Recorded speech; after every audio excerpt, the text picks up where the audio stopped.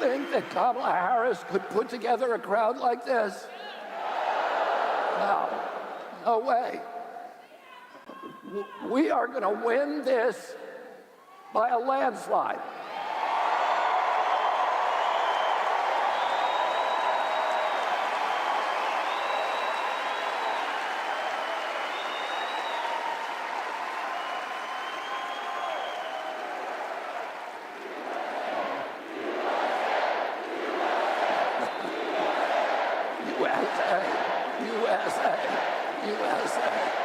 USA. Don't you want a president of the United States that is going to defend our Constitution? I say one other thing. President Harris said today in her post, in her speech, she said that President Trump was going to turn the U.S. military against the American public and use the public to promote his agenda. How many of you think that is true?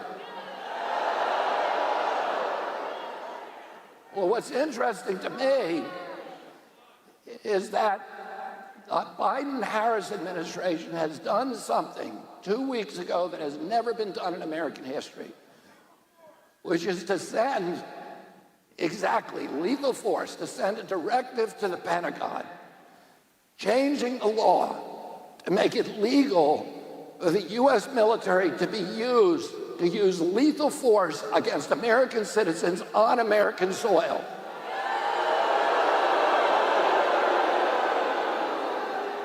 Technically, now it's legal for the U.S. military under this directive. It will become legal for the U.S. military to shoot and kill Americans who engage in political protests because they disagree with policies in the White House. I'm not making this up. Any of you can look it up. This is a Democratic initiative. This did not come during the Trump administration. This did not come from Donald Trump.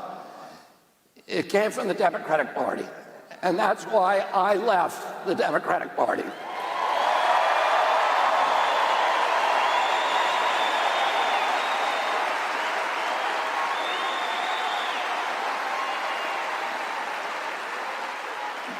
Don't you want a president of the United States who is going to protect our Constitution? Don't you want a president who's going to end all the foreign forever wars? Don't you want a president who's going to stand up for free speech? Don't you want a president who's going to stand up for the Bill of Rights? And don't you want a president who is going to stand up for the Constitution of the United States in every way? And don't you want a president who has the guts to stand up to the CIA? And don't you want a president who is able to stand up to the military-industrial complex and to BlackRock and to Bill Gates and to State Street and Vanguard and Wall Street and Big Ag and Big Pharma and Big Food? One man is being victimized by our own government. One man whom they fear, yet who millions love. One man who is willing to take the poison arrows of lawfare. One man whose voice has been taken away by a corrupt judge operating in a corrupt system. One man who has been ridiculed and insulted. One man who refused to back down. One man who refused to back down. One man who refused to back down. One man who stands between us and them. One man that wants... Wow, this is a trip.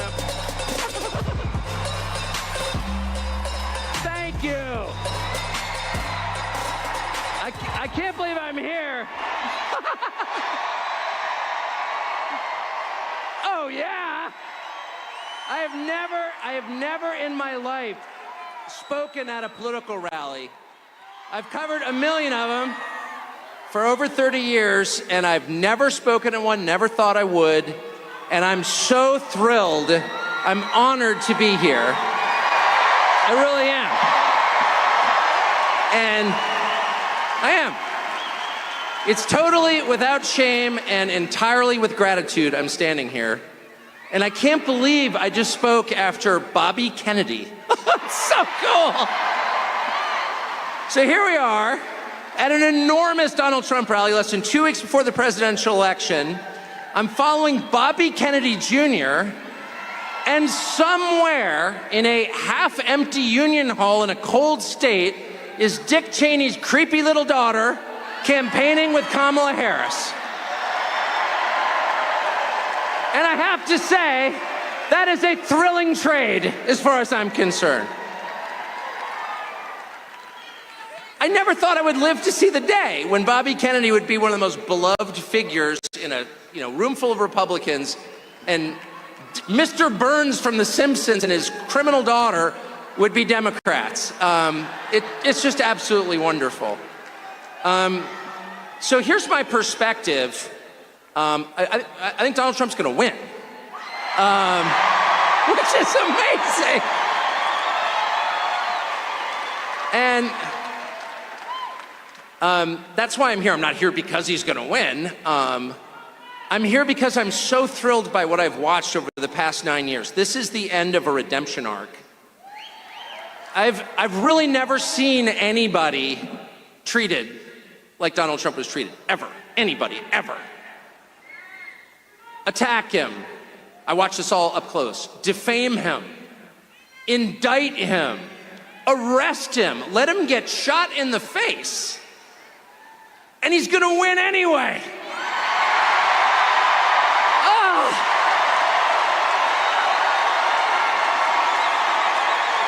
It is a triumph. It's a triumph. The phrase triumph of the human spirit has been turned into a cliche by the people who write movie posters, but it doesn't make it any less real. Donald Trump's victory will be a triumph of the human spirit. It will be a triumph of Americans over the machine that seeks to oppress them. It'll be a middle finger wagging in the face of the worst people in the English-speaking world who are leaders. It will be a moral victory the size of which I never thought I would live to see. And it's essential. It is so important that that happens for a couple of reasons, and here's what they are.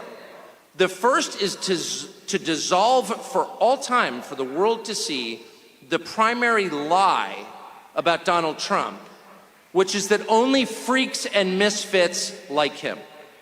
That's a lie. And they've been telling that lie since the second he came down that escalator 9 years ago. If you like that, there's something wrong with you. You're the only person you know who likes that. You're a freak. Be ashamed.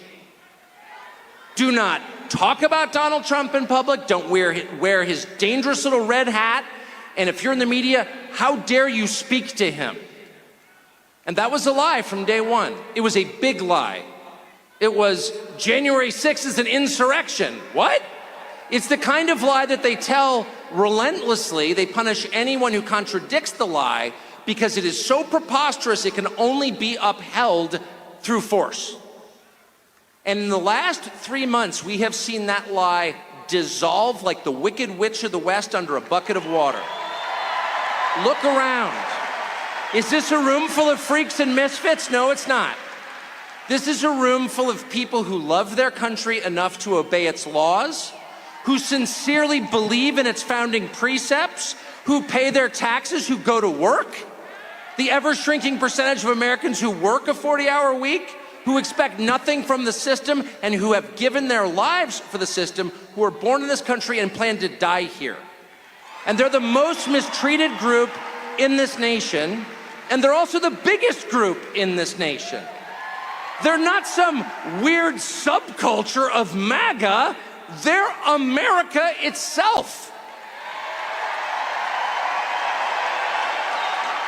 And the only people who are denying that are the freaks and the misfits, who it turns out are themselves a tiny, bizarre minority, a cult, who have controlled the rest of us through fear and aggression. And that has ended. And it has ended thanks to the heroic stand that a couple of individuals have taken, first among them Elon Musk. Elon Musk, who single-handedly saved the First Amendment to the Constitution, which, let me remind you, is not just a feature of America, it's the basis of America. It's the First Amendment for a reason. It's what separates the free from the enslaved. Slaves are not allowed to say what they think. Free men have God-given right to do so and will. And this is the only country on earth in which that is guaranteed. And without Elon Musk, it wouldn't be, because he stands alone as the owner of a media platform that is still open. There's only one, and it's X. It's foreign-born Elon Musk. And then for him to come out, and by the way, just for the record, I've taken not $1 from Elon Musk, okay? It's not a paid advertisement, it's just an observation. And this is heartfelt gratitude. And when you see the richest man on planet Earth stand up there in a t-shirt and start jumping around on stage, he's also one of the biggest federal contractors. People say, oh, he's got FU money. No, it's just the opposite. There is no such thing as FU money. The more money you have, the more vested you are. There's only FU poverty, actually, is the truth. And Elon Musk has more to lose than any living American by taking the position that he did, and he did it anyway. And so what's the message? If the person who's created the most, not just piles of cash, he's not Larry Fink, he's not worshiping money like our finance class, he's building things. And if that guy is for Donald Trump, and not only not ashamed of it, he's jumping around in a t-shirt, I can see his belly button, he's so excited, then maybe I'm not alone. Maybe I'm not the freak. Maybe what you're really watching is the tyranny of MSNBC, a channel with virtually no viewers, a channel on which almost every single person has a personal life so grotesquely weird, if you knew the details, you'd call for their arrest. That's just true. And those people, the unhappiest people in this nation, are defining the terms of the conversation? I don't think so. How'd they get away with that? The same way they got away with calling January 6th an insurrection for 3 years, by repeating it and by attacking anyone who disagreed. But it's an illusion. It's the Wizard of Oz. And once you pull back the curtain and the only thing back there is Joe Scarborough, you're like, wait a second. Why am I taking orders from this guy? He's a freak. I'm a normal person. And that realization has settled on this country, on the whole country, and you feel it. People are not afraid anymore, at all. I've got a bunch of kids, I texted them, I'm gonna go speak at a Trump rally. My kids, you go. I said, do you have a lot of friends who are voting for Carmela or whatever her name is? No, of course not, that's embarrassing. It has flipped. The story the country tells itself about reality has flipped. None of the normal people are supporting the Democratic machine. Tim Walz is supporting the Democratic machine. A man you would never allow to babysit your own children. That's the archetype. It's the party of weirdos, of envy, of hate, of resentment, of bitterness, of weakness, of a total lack of creativity. It's a party of conformity. It's a party of the machine, where it doesn't matter who the candidate is because individuals are immaterial. All that matters is the collective. That's the Soviet model.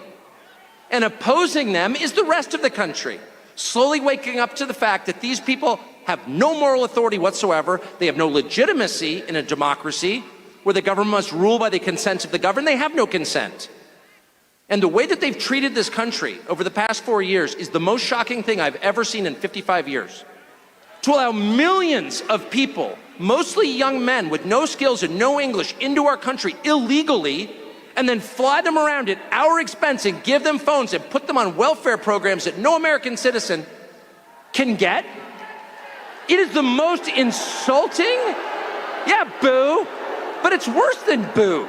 That's the biggest crime in the history of the United States of America. And it takes incredible stones, incredible gall for the people who did that to stand up there on a stage and give you a lecture about how you're immoral. It's too much. And so that's the second important thing about this election, okay? The first is every person in this room needs to understand you are not in a despised minority. You are in an incredibly gentle and tolerant majority who put up with this crap for way too long. As they insulted not only you, but the memory of your ancestors who died for this country. They tore down statues to their memory. People have never built anything in their lives. They went out of their way to humiliate you and spit on you and the graves of your ancestors. And that's not an exaggeration, they did that. And this country is so nice, it's so polite, it's so thoughtful and empathetic and sweet. It's the kind of country that loves dogs and gives directions to strangers, that we put up with it for 4 years. But we can't anymore. We just can't. And we can't for two reasons. The first reason that we can't put up with it for one more minute is because it's just not justice.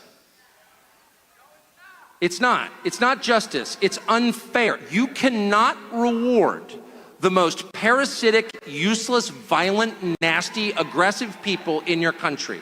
You can't make them the richest. You just can't. It's just wrong. In a fair, decent country, the people who work the hardest, who have the highest level of talent, who are the most creative, who are the most decent to their neighbors, who give the biggest tips to waitresses, those people should be successful. Those people should be revered. It shouldn't be Larry Fink. Are you joking?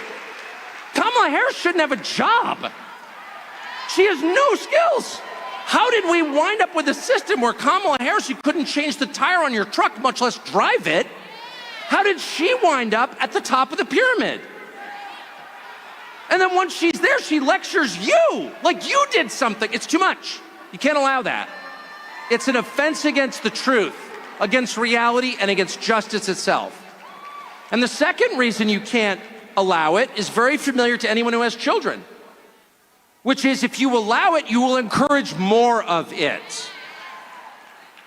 If you allow people to get away with things that are completely over the top and outrageous, if you allow your 2-year-old to smear the contents of his diapers on the wall of your living room and you do nothing about it, if you allow your 14-year-old to light a joint at the breakfast table, if you allow your hormone-addled 15-year-old daughter to like slam the door of her bedroom and give you the finger, you're gonna get more of it. And those kids are gonna wind up in rehab.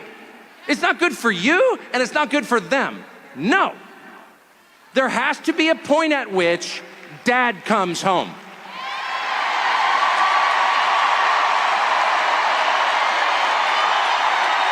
Yeah, that's right. Dad comes home. And he's pissed. Dad is pissed.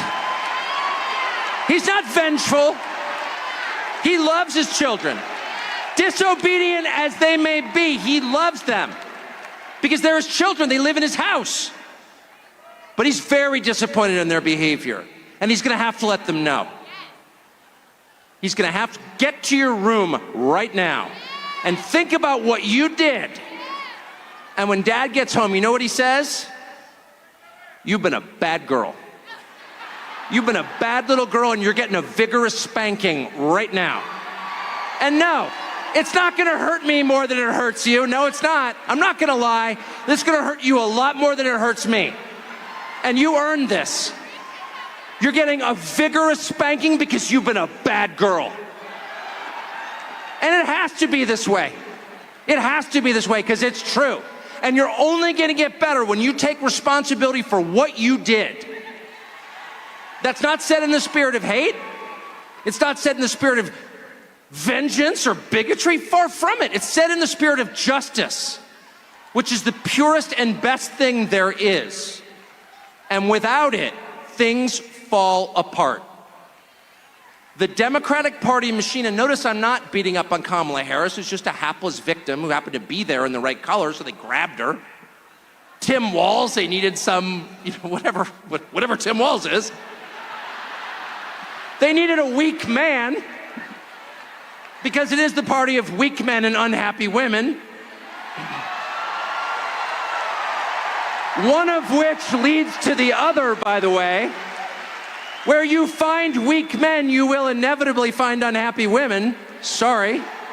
And they make them on purpose. They weaken the men to drive the women insane, to have the most consistent voting bloc ever in the history of politics. Unhappy women, made unhappy by weak men. But it could be anybody. It could be anybody. Kamala Harris is just a stand-in. She's a cardboard cutout. She has a soul, God created her, I'm not attacking her humanity, but there's nothing there, it doesn't matter. If it wasn't Kamala Harris, it would be, I don't know, Pete Buttigieg or whatever, who are these people? It doesn't matter. They're the cutouts. They work for the machine. They're totally dispensable, they're replaceable. And they need to have limits set for them. And so on election day, and I sincerely believe Donald Trump's gonna win. And if I thought he was gonna lose, I'd be here anyway, by the way. I would. In fact, I would have been here earlier if I thought he was gonna lose, just to make the point. I mean it. I don't like people who jump on the winning train, okay? I think Donald Trump's gonna win.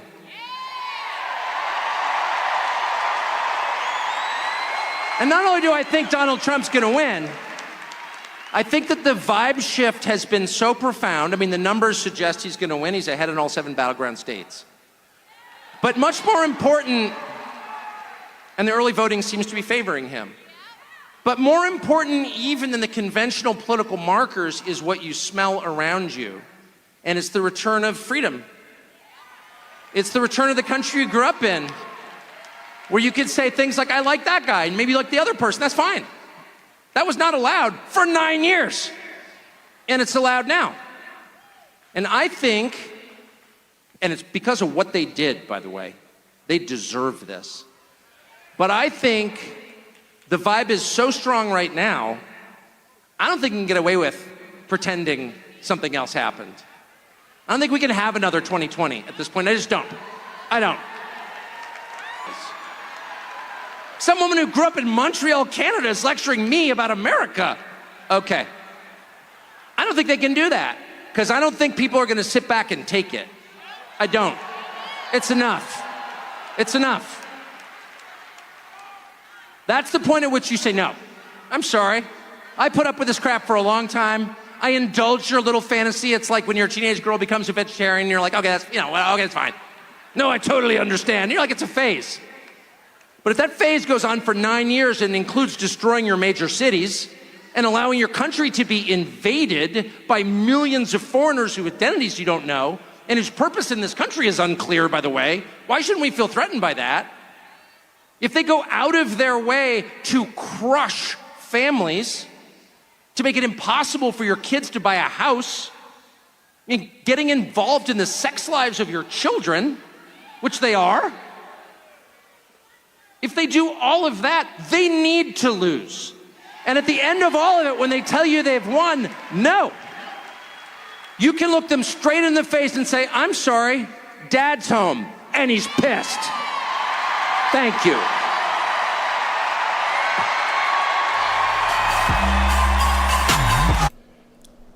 Yikes. Yikes.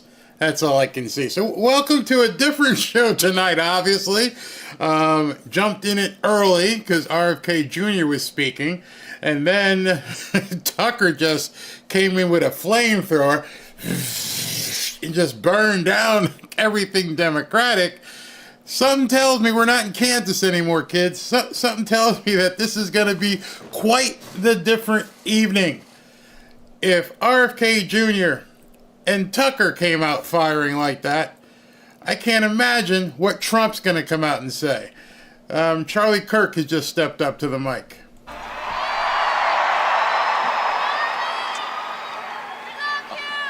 I'll tell you, this is a historic moment, everybody. By the way, have you been seeing the early voting numbers out of this state? Who here has voted already? Raise your hand if you voted already. Look at that. You are living through a once-in-a-generation realignment, everybody, where it is no longer Republican versus Democrat. It's no longer the traditional dividing lines of a generation prior. You've seen tonight something remarkable. You saw two people who ran for president of the United States as a Democrat, endorse Donald Trump, and be here as our movement accepts them warmly. You see, they say Donald Trump is the best at deals the world has ever seen. And just look at this deal. We get Tulsi Gabbard and Bobby Kennedy, they get Liz Cheney. Not bad. We get Elon Musk, they get Adam Kinzinger. You can have them. You can have the warmongers of a generation prior while we diversify, deepen, and strengthen our movement to include people that otherwise would never have been part of the Republican Party. Who here is a former Democrat? Raise your hand. Look at that. And by the way, you are all welcome in our movement because the Democrat Party left you a long time ago. As many of you know, I visit college campuses so you don't have to. Just yesterday, we were on the campus of University of Georgia. Some dog fans here? Now, I'm going to get a text message from Ted Cruz, but good job, guys, last weekend. That's all I'm going to say. It was so amazing. Off to the side, there was this sad, pathetic display of misfits of 5 people at the Harris Walls table. And just feet away, we had 5,000 students attend our event at the University of Georgia. 5,000 students. In fact, the Democrats are so confused at what is going on. Never before has conservatism, the ideas of freedom, liberty, American exceptionalism, been so popular on these college campuses. You see, they're feeling what you're feeling, but even more so. This is the most depressed, sick, medicated, anxious generation in history. They are the first generation since George Washington to have their life and their standard of living worse off than their parents. This is a broken social contract. And how many of you feel as if the DC political class has forgotten you? The college students that I'm talking to, when they hear Kamala Harris continue on her diatribe of nothing, they recognize and realize that the DC political elite has failed them for one exception. That there were new wars under Bush and new wars under Obama and new wars under Biden, but for 4 years there were no new wars. And that for the last 4 years people have been getting poor. In Atlanta, in order to buy a home when Donald Trump was president, you need to make $75,000 a year. Now it requires $135,000 a year, and interest rates are near 10%. And understand, this is intentional. They're trying to create a nation of renters because when you rent, they can control you. When you own property, you're a free citizen and they can't tell you what to do. In order to create more conservatives and more people who love the country, you need to have the 3 M's. Young people need to get married, they need to mate, and get a mortgage. The 3 M's are 3 things the Democrat Party is against.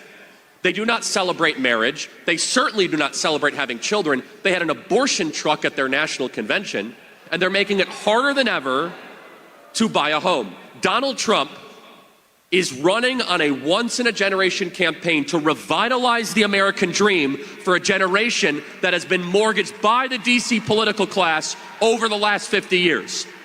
And where we are right now in Georgia will determine the future of America. You see, we are doing exceedingly well with early voting right now.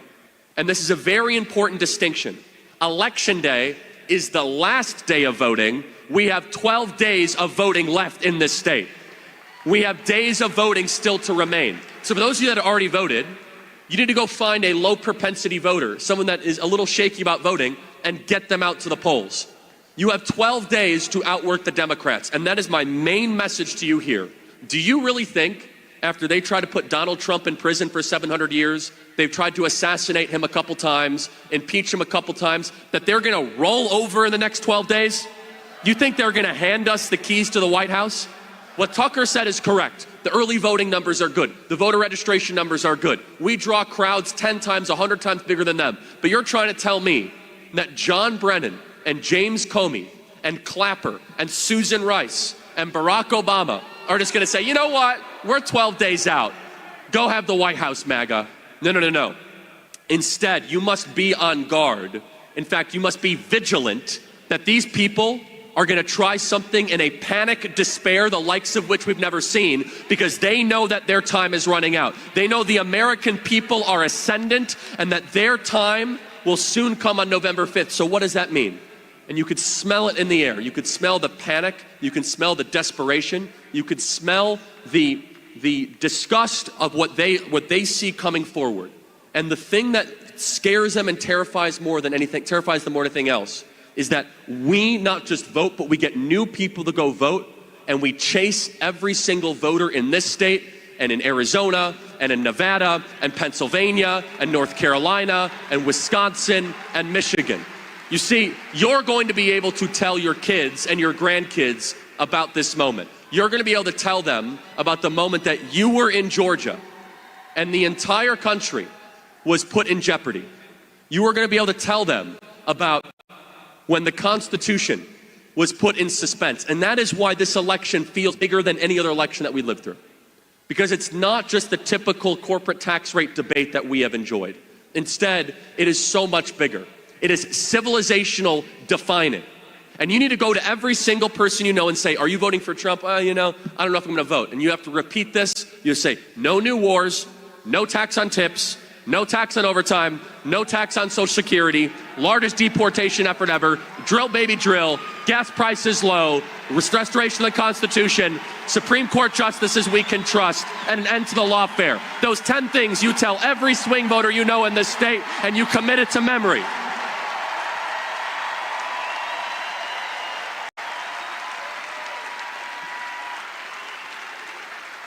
And it's going to require a citizen force, because these next 12 days will define the future of our republic. And that is why you are here. That is why you waited hours and hours and hours to get into here.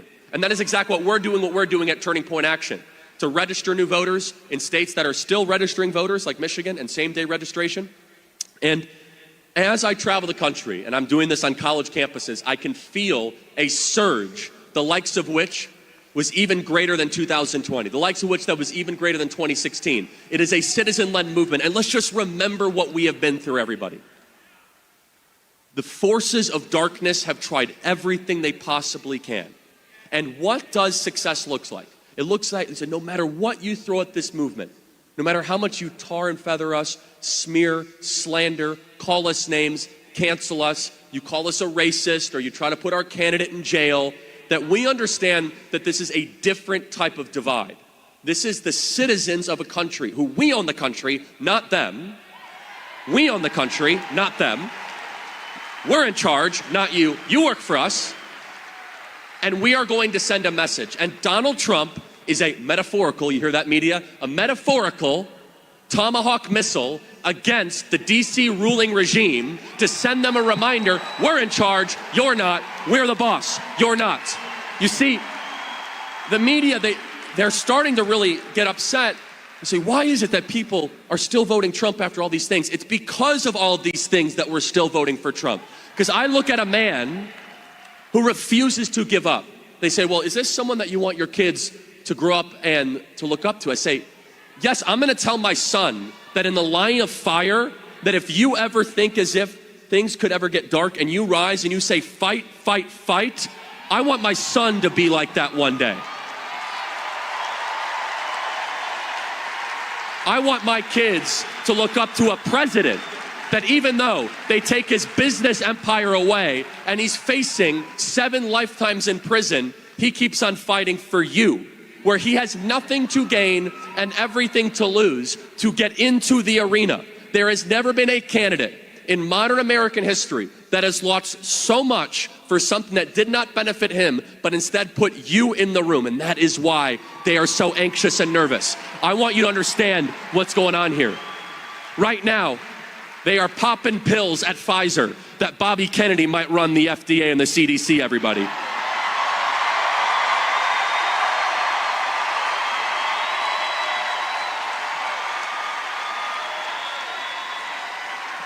Right now, the warmongers in DC are shaking, they're trembling like a leaf that Tulsi Gabbard might go in and expose the fraud of us sending $200 billion to Ukraine while our border remains wide open.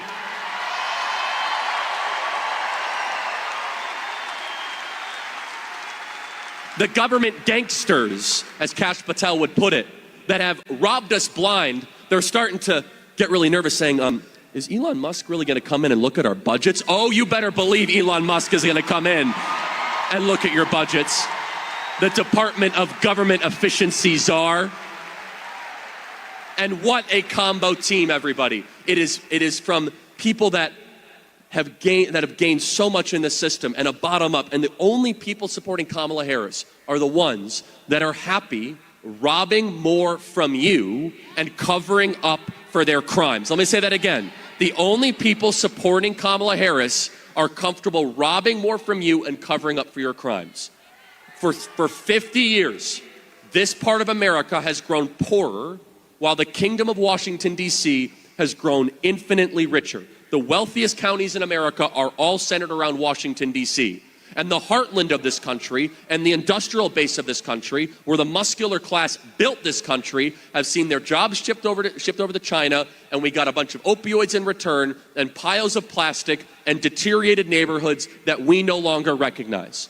And in a series of events that only God could orchestrate, in a series of events that only our divine Father could put together, the most unusual set of circumstances is that a billionaire from New York had to get in the arena to tell the other billionaires that have been robbing you, the game is over, you're fired, and the American people are back in charge again.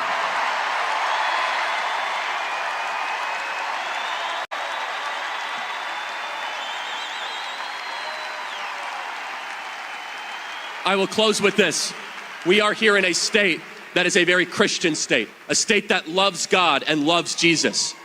If there was my biggest concern of this election, it is the faithful, it is the pastors that are not engaging right now in this election.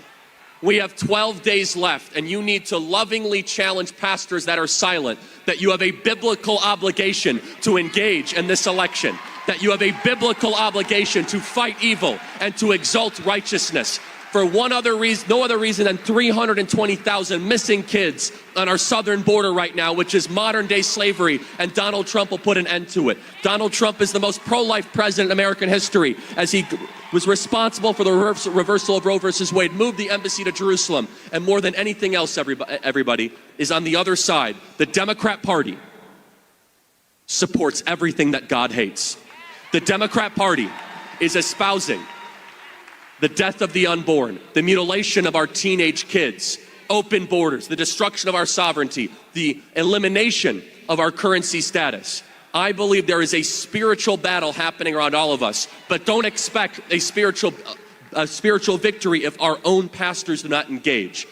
Right now, this state is a Christian state. I want to see that to continue. But we need the faithful. We need those of you that have influence over your congregation to put pressure on your pastors. And those, if you're a pastor watching this right now, I hope this touches you. I hope you, and I'm looking right in the camera right now, I hope you give a Sunday sermon and you talk about how the Democrat Party believes everything that God hates. I hope you tell your congregation how to biblically vote. I hope you challenge them and tell them to get in the arena. Because everybody, we have 12 days of voting left. This state will determine the future of America. Go vote now. Fight evil. Get in the arena. And if we do that, on November 5th, we'll be looking at that beautiful CNN clip. Donald Trump elected the 47th president of the United States. God bless you guys. Thank you. Yo, well, this isn't your grandma's rally, that's for sure. Haven't seen this kind of fire. Whew. So I think we missed Tulsi, or rather, I missed Tulsi. Tulsi and RFK Jr. and Tucker and now Charlie Kirk.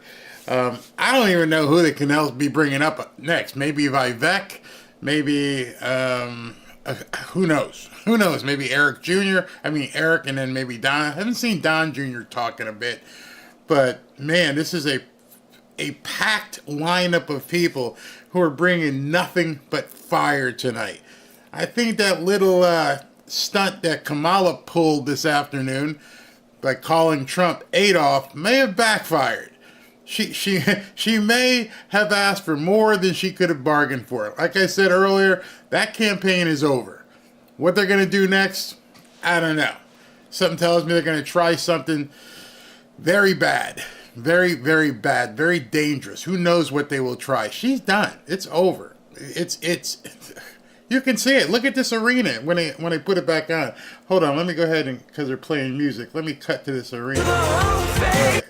All right, so look at that. Look at that. There must be 20,000 plus people lined up, not lined up, but seated in this arena. And she doesn't get these kind of crowds. Nothing like it. Absolutely nothing like it. And so far, the speakers that we have heard have just been phenomenal. Just pure fire. I mean, I had to jump in impromptu. Some people missed me. I started a little bit early because I'm like, oh my God, this is not like a normal rally. This just isn't Trump by himself. He brought some serious firepower with him tonight. So they look like they're pausing a little bit, maybe getting ready for Trump at this point. But that was, I never seen nothing like it. Nothing like it. And I'm not going to look at any more polls. I don't care. I don't care about Polymarket. Here's what I do know. Over the next 12 days, they are going to do some crazy stuff.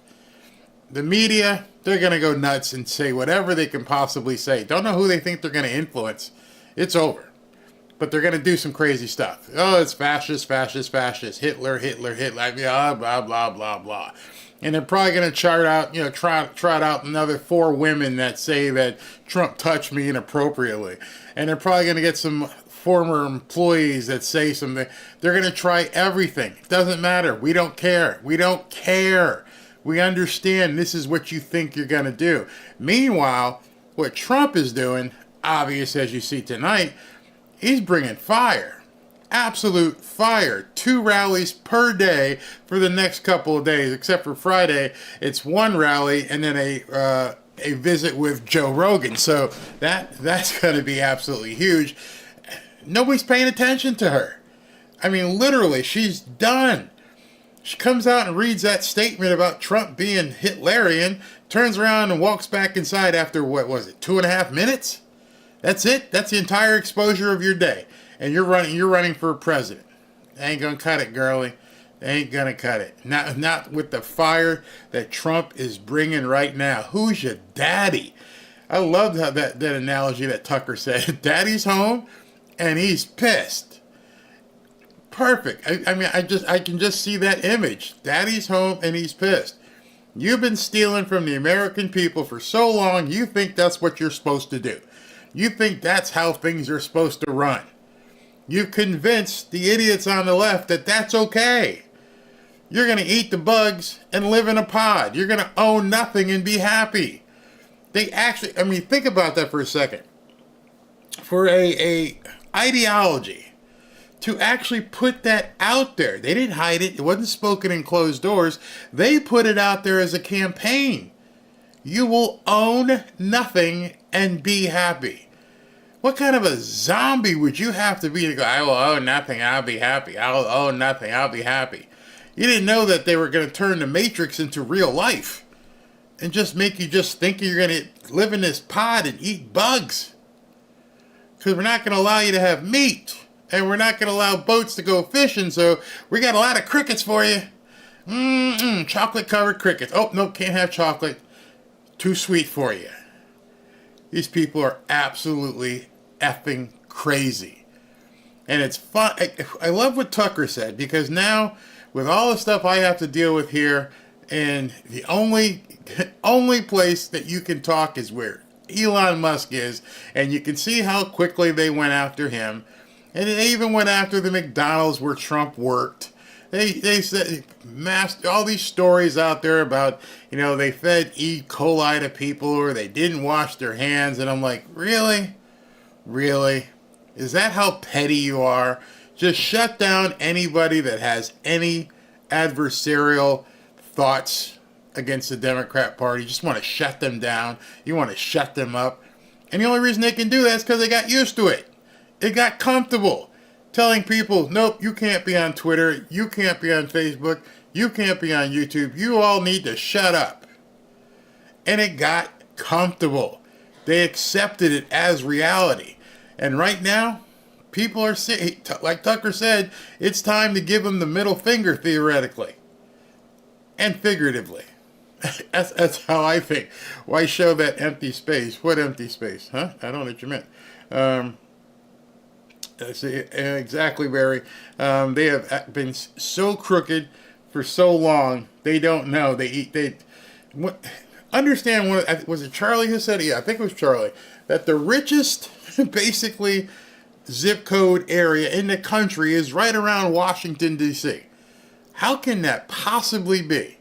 With people who are supposed to be civil servants, who are supposed to be working for us, are the richest people in the country, per se. I'm sure the Hamptons would have something to say about that. I'm sure, Malibu would have something to say like that. But for the most part, the largest concentration is right around the Beltway. Does it make any sense to you? How could somebody, and you've heard her talk, how could somebody like Nancy Pelosi be worth $200 million? How could Kamala be worth $15 million? How could AOC be worth millions? There's only one answer to that question. They've got extremely comfortable stealing your money. They've got extremely comfortable finding a way not to do what they're saying they should do to you. You think that Nancy Pelosi is paying 40 or 50% of her income to the IRS? And nobody checking it either. You think that, Bernie is paying 40, 50, 60% of his money to the IRS? You remember those dirty millionaires until he became a millionaire and he couldn't say anymore, so he started saying billionaires. That's about it. Think he's paying that kind of money? Think he's okay with unrealized capital gains? You think that, what's her name, Pocahontas, Elizabeth Warren, you think she's okay with unrealized capital gains? She's been buying and selling real estate for quite some time. They're not even worried about it. It doesn't apply to us. Nobody's going to check. Nobody's going to come look at Elizabeth Warren's bank statements and what kind of transactions she's going to be doing. That's only for you Trump supporters, you Republicans. They've been getting away with it for so long. To them, it's just regular activity. We make money, probably don't pay taxes, and we do whatever we want, and you people can suck it. Just keep sucking it, because that's who we are. Notice they never, ever, ever, ever talk about their charitable contributions and what they're doing to help people. Never see it. Hey, show us your tax returns. No, I don't even know if they even file. Who would even know? Again, they're not going to go after them, so you don't know. How is Nancy Pelosi so good at picking stocks? Better than, most Wall Street traders, but somehow she's able to make all kinds of money. Same thing with Mitch.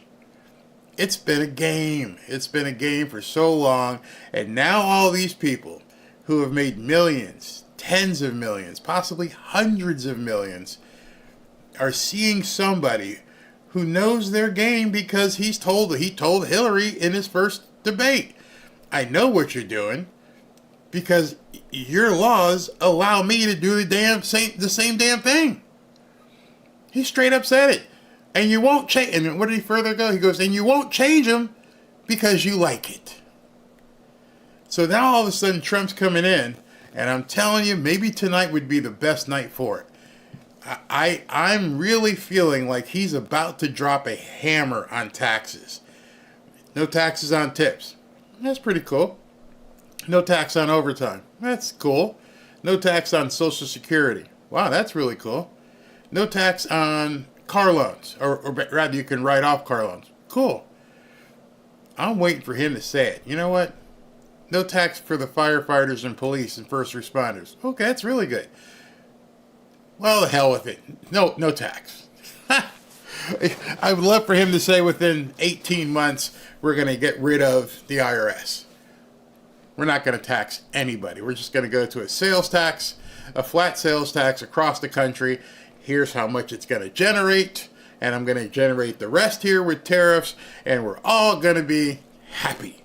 And we're all going to get to keep every dime except for sales tax that you bring in. Yeah, that's why they would be scrambling to hit teams at that point. Yeah, well, that's another thing. I heard if Trump wins, that list, which we can't speak of, would be coming out. I hope it does. Damn. I hope that and Kennedy takes care of the Kennedy stuff. We have too many secrets. And the people keeping the secrets aren't keeping secrets because it's in our best interest. It's in their best interest. Remember, I don't know how long ago it was. It might have been 20 years ago. Some of you may be too young to remember this. Do you remember the check writing scandal? I think it was in the 80s. I didn't know. Most of us never knew there was a bank for Congress and that they could just go ahead and write checks that would bounce. And it didn't matter. The bank would just cover the bounce checks. And people were just all over Washington just writing checks and on this congressional bank, bouncing checks. And it was no big deal. I don't know if you remember that. I remember thinking, looking and going, wait a second. So they're just writing checks knowing they don't have the money and then expect the taxpayers to pay for it? Yes. Whew. Good job if you can get it, huh? And then, of course, from what I understood, thousands of sexual harassment cases that were settled through Congress, who doesn't have any money except for yours, and they settled all these lawsuits, and not one person was ever revealed as being, the guy or woman who did it. They've been laughing at us for decades. They've been laughing at us and telling us to suck it for decades, if not longer. As George Carlin so aptly said, it's a big club and you ain't in it. And now, all of a sudden, you've got this guy. Daddy's coming home, and he's pissed as hell. And he knows where the bodies are buried. He knows the secrets. And what secrets he doesn't know, some other people do, like RFK Jr. He knows where the secrets are. I can't even fathom the secrets we don't even hear about.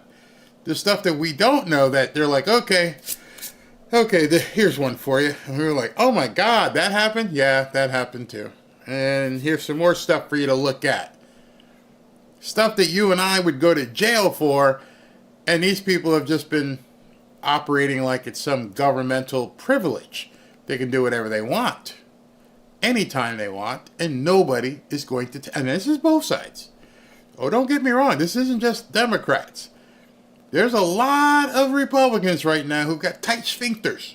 They're squeezing up down there. Ooh, if Trump comes... ooh, let me retire real quick. Oh, I don't want that. Oh, I'm just going to sneak out of here like I got, bad diarrhea. Evil went on both sides. It wasn't a one-size-fits-all type thing. That is what it is. The Washington Generals, I don't know if you guys know about the Harlem Globetrotters, but the Washington Generals was the team, usually a bunch of lame white guys, that had to play against the Harlem Globetrotters. Their only existence was there to be ridiculed and beat. They had no other existence. Just go out there and let us do all kinds of stuff. While we're doing that, you guys will get paid handsomely just to be, props. I have long said that most of the Republican Party has been the Washington Generals. They are just there to be props so the Democrats can do whatever they want. And then they get paid handsomely. Here's some money. Now go back to your hovel.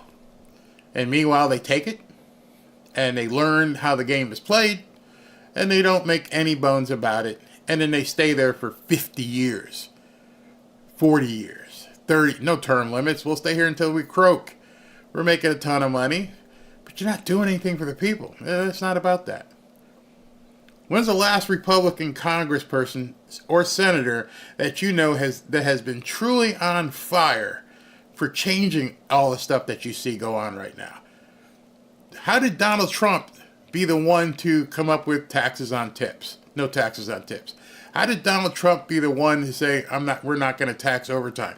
You're telling me 50 Republican senators and 200 or so reps, not one of them has said in the last, 50 years, you know what? How about no taxes on tips? Oh, can we get that passed? Let's see. Nope, not a word.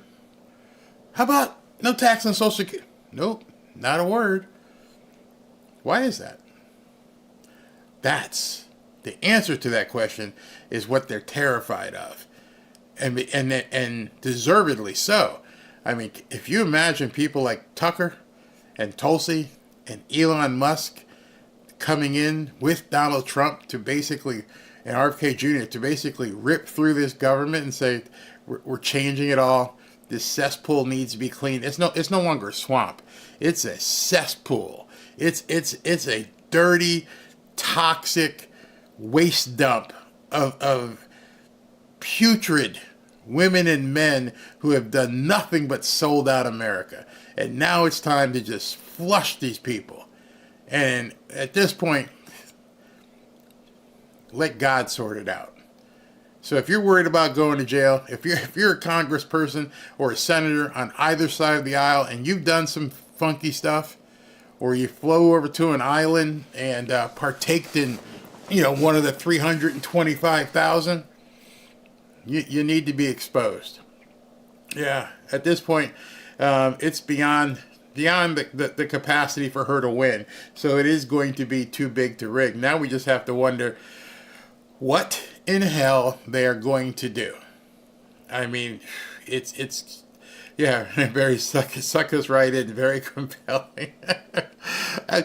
That's just what I've been feeling, man. I've been feeling it the whole time. Yeah, Elon has all the XDM messages. Yeah, all that stuff. Wow, this arena holds 35,000 for concerts. Don't forget about this. Yeah, Steve Bannon comes walking out of prison on Tuesday. You don't think he's coming in just as Trump is pulling back, because Trump's got that Madison Square Garden rally, and then he's gonna pull back for a little bit. You don't think Steve Bannon's gonna come out firing on all cylinders? I mean, the guy's probably been in there doing sit-ups and push-ups, gonna come out all buff and just be able to rip some Democrat ass. Barry, the cesspool needs to be drained. They have stolen all of our money. That's how they get rich. All of our. It is so, like I said, it's so nasty that these people have done this to America for so long. You remember what they say, and I think it's even worse than that, when they say 50 or 60% of people don't pay any income tax, and the other 35 to 50 pay all of it.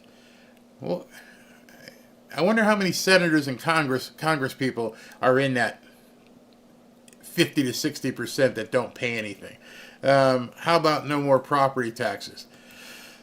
Like I said yesterday, from being in real estate, I know there has to be some property taxes to pay for goods. I mean, for services, your water, your garbage, your fire, your response, your ambulance, your all your first responders, and of course, your police coverage. But that's where people even on a local level, need to start digging in and looking at budgets and seeing where money's going. Absolutely. I think you're right, Barry, about Bannon. Oh, he's coming out firing. I'm telling you right now, they poked the bear. He did his time, and now he's coming out, and there will be no holds barred with him. He is going to just be a Tasmanian devil against these people. They won't be able to shut him up. I mean, at this point, the war room will fire back up. I wouldn't doubt if he goes on for like 24 hours a day at some point here. Carol says we've been slaves. Pretty much. Pretty much. What constitutes treason? There's a lot that constitute treason. The thing is, nobody, not on the right or on the left, have done anything about it. Yeah, we got to take the House and the Senate as well. Lindsey Graham. Oh, that guy. That guy. Nope, nobody on stage yet, so they must be setting it for Trump. Lindsey Graham's a sad excuse. Sad excuse. Bannon will hit the ground running. Yep. Nobody on stage yet, Caleb. Still looking. All they're doing is, well, there's people on stage, but there's sound techs and stuff. The techies are all running around checking microphones and stuff like tech, two. You've seen them at concerts. They're all running around back there. You can't stop all taxes. We do need some tax to pay for certain things. I didn't say stop all taxes. I said no income tax. The taxes would become based upon consumption. That way it's completely equitable. If there was a flat 10% sales tax in the entire country, 10% sales tax, I can't even, I'm not an economist, I don't know how much money that would bring in. However, the other economists will say there's no way we can do it because we go into debt. No. When you in your own home decide that you're going to go on a budget, you don't go into debt because you don't overspend what you have. See, these economists always look at the programs that the government has and go, "Oh, you can't touch those. Oh, you can't. None of these you can't touch. You can't reduce any of this." One of the things, if you notice what Kamala Harris actually said today, was he wants to do away with the Department of Education. Of all the stuff that you're upset about, why does that upset you so much? Well, let's see. If you looked at the federal budget and how much goes into education, and then you wonder, you don't have to wonder, you can see them always supporting the Democrats, and they all donate back to the Democrats. What you're looking at is probably one of the most ultimate money laundering schemes in existence. Hey, we're going to support education. Here, let's put like $20 billion in here. Oh, and the teachers' unions all say let's go ahead and donate back to the Democrats. And Randy Weingarten, who's been the president of the Teachers Association, it's just one big loop. If you cut that loop, none of that money's flowing backwards. Their influence goes away. And as I said, I believe yesterday or the day before, one of the ways I know that for a fact that it works, you could cut those income taxes, because many of you don't realize that Florida has no state income tax. No state, doesn't matter how much you make, there is no state income tax in Florida. So how in the hell is this state even afloat and doing well? Well, we have a state sales tax that none of us complain about. We all know, hey, listen, I don't even know what it is. I think it might be 6 or 7% right now. And we pay that when we buy something. If you don't buy anything, you don't pay for it. But it's going to hurt the poor people. Why? They're already paying it. There's no taxes. Well, let me just look it up so I can be direct with you. Sales tax in Florida. Florida sales tax is 6% on everything. I mean, there's some breaks here and there, and then they do different deals in September for back to school and all that stuff, but it's 6%. So if one of the biggest states in the country, what are we, number 4 or 5 behind California, New York, and Texas maybe? If one of the biggest states in the country can exist and prosper with no income tax, tell me why it doesn't work. I'll wait. No income tax down here. A lot of people don't know that. But it's funded with sales tax and then a hotel tax for the tourists and things of that nature. But no sales tax. Not at all. All right, so I just looked up. It said 6%. Unless they lowered it. Yeah, it's 6%. I'm on the Department of Revenue. It says is Florida. Okay, here it is. Florida has a 6% sales tax and an average combined state and local sales tax rate of 7%.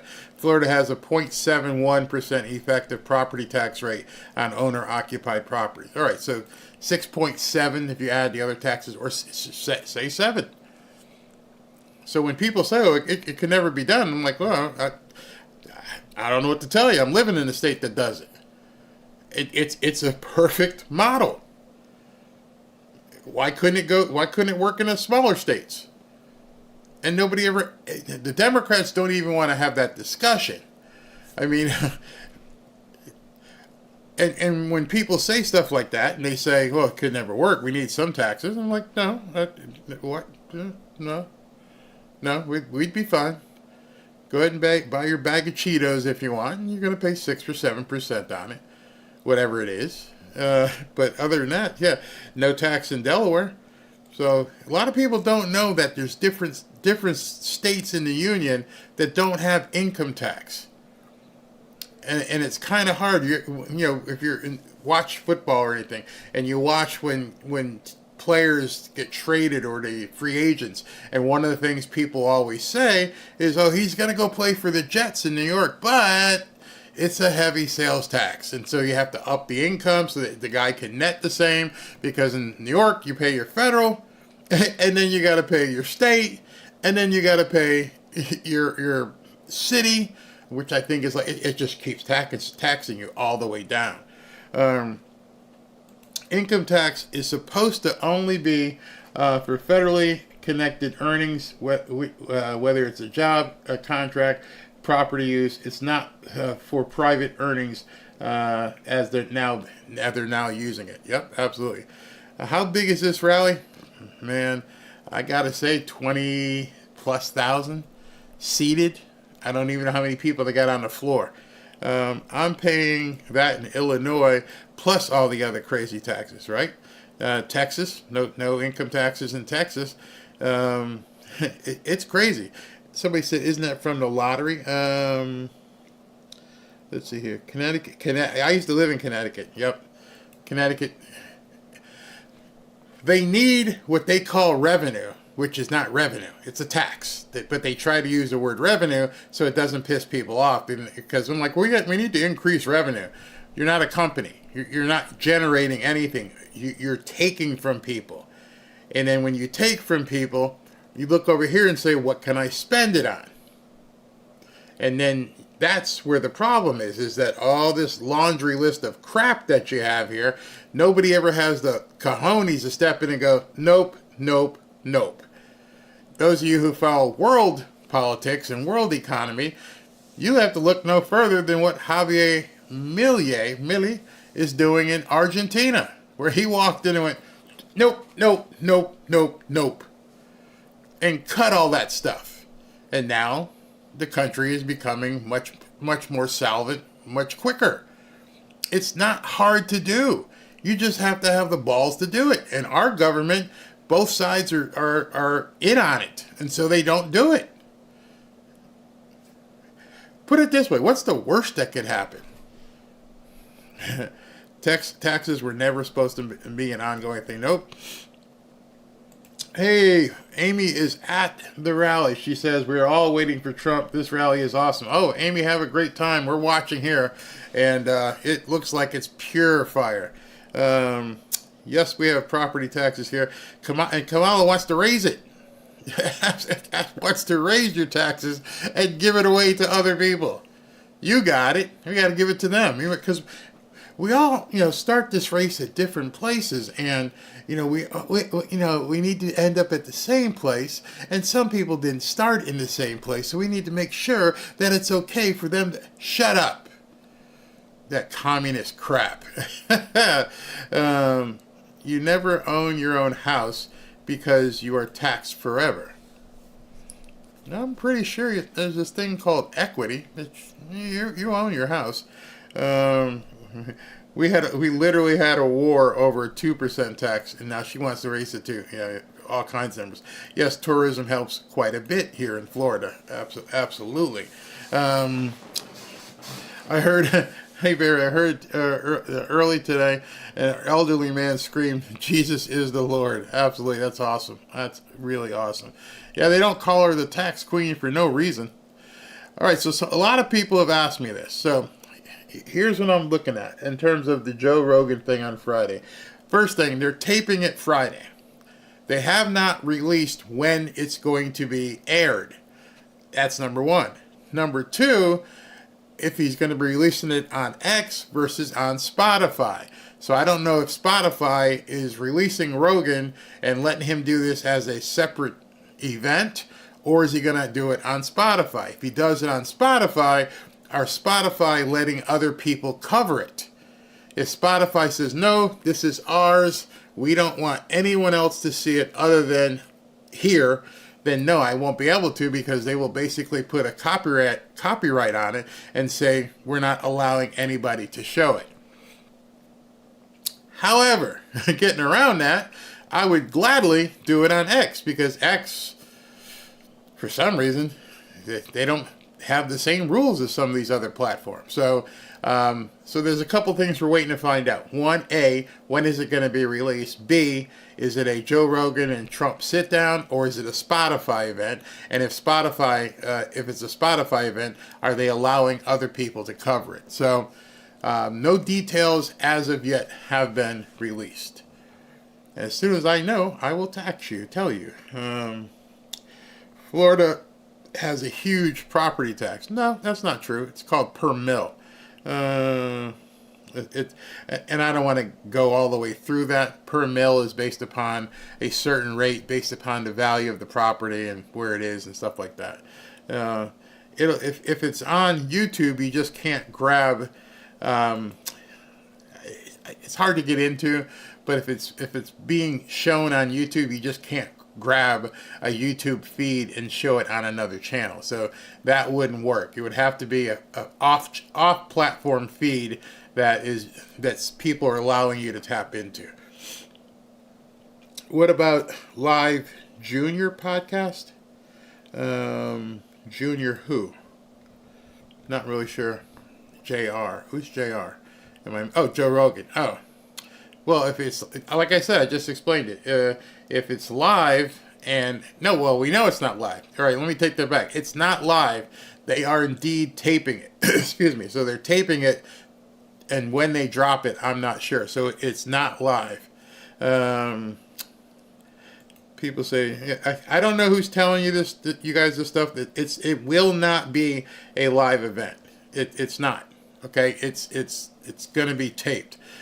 Joe Rogan, is well, I mean, I wouldn't say that about Rogan, because here's the problem: he got paid a Titanic size bank. I mean, he got paid big time, something like $120 million to broadcast on Spotify, and Spotify then controls the content. I don't have a problem with that. He took the check. You play by the rules. What I'm saying is, I don't know if this piece of content that he will be producing, whether it falls under the auspices of a Spotify event. And if it does, then it is what it is. So, like I said, there's a lot of stuff to work through in 2 days. We'll see what happens. What else we got? Elon should release the Pelosi tax returns when he gets in the administration. I don't know if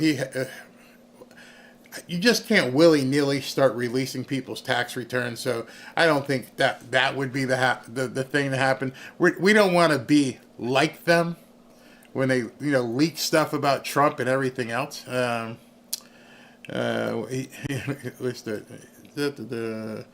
He's stupid then. When's he going to drop it? After the election? No, it might be that day, but, in any event, it's not going to be live. That's what I'm trying to tell you. It looks like 87,000 IRS agents in 19 years, taxpayers will be paying retirement for them. Uh, I don't know what all these kind of poison pills that they're putting in place to make sure that certain people can't get fired. It's crazy. I think it will be on Spotify. Well, I can't speculate. All I just tell you is everything I just know. If it's on his Spotify show, then it is what it is. Live in Nevada, no income tax there. Buy your car in Oregon, no sales tax, and drive it over. Okay, that's pretty good. They work at lawyers. Lawyers will work it out, but Trump will air it. Trump will air it. Behind the scenes, there may be all kinds of contractual things that they're working on, where they're saying you have the rights, meaning Trump, and he can put it out. We'll see. That's all I can say right now is we'll see where it ends up and how it comes out. If I have the ability to show it, I will, of course, show it in its entirety. Has Spotify ever done a live event? I've never even. No, I don't know. I don't have Spotify. I still listen to. You know what's funny? I still listen to the same music that I downloaded from Napster nearly 20 years ago. I think I told the story when Napster was around. My wife, myself, my business partner at the time, we were just clicking that button and downloading songs because I don't like none of this new music. It all sucks. It all absolutely sucks to me. So I don't know what's on Spotify and what isn't. Barry, do you think there's any chance that Trump might have filmed it already with Rogan and they will air it on Friday? Possibly. Yeah, well, let me see this. Tonight he's in Georgia. I think, looking at his schedule, that he's going to film it probably Friday morning. If I look at his schedule, there's nothing on the schedule Friday until, let me pull this up. His schedule right now, he's got 2 events per day. Just to give you guys an update, tomorrow's Thursday, and he's going to be in Arizona. He's going to be in Vegas later that night. Then he's going to be in Michigan Friday night. So on the 25th, the day that they're taping, he's going to be in Michigan, and so it's likely that they could tape it on Friday morning or something. I don't know where Rogan's studios are. That could be something else. That are they going to do it on location? Yes, lots of Pink Floyd. Heather Martin says, "Hey Barry, I'm at the rally and it's a blast." It looks like it. It looks like it's absolutely crazy. Now we're waiting for Trump to come on. It's 7:40. I hate that there's such a lag here because Tucker and Charlie and RFK Jr. set the stage and it was going absolutely nuts. And now people are down a little. But something tells me Trump's going to bring the fire today. Voters are lighting up. He canceled everything to do JR. All right, so we'll see. We'll see. Don't sweat it. Either way, you're going to see it. I'm sure it'll be the most shared thing ever. It'll be all over the place. You guys have any reservations on if Rogan is going to go after him? Is it possible that Rogan could throw a curveball at him? I don't know. People have been saying that too. What you say here? Minxie says, me too. I still have my CDs from Kazaa from dial-up. Last time I owned a computer was back in 2003. Windows 98 AOL. Kazaa. Yep, Kazaa. I remember them too. I mean, it was amazing downloading it. We would sit around and like, hey, oh, that song. Oh, that song. Oh, you remember this one? Yeah. And just, I mean, literally, if they came knocking on my door, I probably have, I don't know, 800 songs in my playlist. Yeah, I also think all the new music sucks. Yeah. And I have a very eclectic, one time we talked about music on a show, I have a very eclectic taste for music. I can go from southern rock to alternative to really hard rock, and then even some R&B, old R&B, none of this crap that they have right now. I don't want to hear that stuff. But depending on the mood, you remember guys back in the college days used to make mixtapes and stuff depending on how you felt. Well, I had the hardest of hard rock so that I could go work out in the gym. I put that on. Yeah, just that stuff. And then you got your driving music. Then you got your other stuff, if you know what I'm saying. Yeah, but we won't go there. But you had all these different genres of music based upon how you felt. So this just made me laugh. Barry, can I fax you? I got no facts, bro. Let's see what else we got here. Looking on you. Can't be any worse than the others he faced. Did I miss? If you came in late, let me just tell you, Trump's not on stage right now. Who knows how long it'll be before he comes out? But if you just jumped in here, yes, you missed Tucker. So rewind back. We're at 1 hour and 21 minutes. I happen to have written down when Tucker spoke. Tucker started speaking around the 22nd minute. So if you want to go back, rewind to like the 22nd minute, click on and listen to Tucker, and then fast forward back to the future when you're done. But you could probably check him out right now. It's definitely worth taking a look at. Jeff Tate. We're gonna do this, man. Are we really gonna do this? Are we gonna start going with music? Jeff Tate is one of the best singers I felt from that area. Maybe him and Klaus Meine. Klaus Meine didn't have the range of just Jeff Tate, but Jeff Tate, yeah, he brought it. He could definitely bring it. I pray you continue your messages and podcasts. So people have asked me, what are you going to do when this thing is over? Well, he's been doing 2 a day, so I haven't been able to do my show much, which is fine because you guys have all come in, and I'm not chasing numbers. I'd rather build a community anyway. So when he's done and he's elected, well, actually, before he's elected, because I think right after the 27th, he's not going to be doing as much. So I plan next Monday to begin doing my news show every night at 7. Unless he jumps in there with a press conference or something. But for the most part, every night at 7 p.m., I'll be doing a news show. And then what I'll do is I'll cut snippets from that news show and post them the following morning. So if you don't feel like sitting through 2 hours, you can check a snippet of what I was talking about the day before. I did that today. I started testing that today. And what I did was I took a snippet from the day before and posted it. So it's out there. And it's not, it was just a piece of his Christian speech yesterday and how people were praying over him. But that's what I'm going to be doing. I'm going to do the live at night, and then we'll cut it up for the next day. 70s funk, Ohio players, Taste of Honey in Parliament. Damn, bro, you going back to the day there, huh? I wasn't a big Taste of Honey fan, but the Mothership. I'm sorry, maybe some of the white people don't really know what the Mothership was, so we ain't gonna tell them. They ain't ready for the Mothership. So don't talk about that. Ohio players, yep.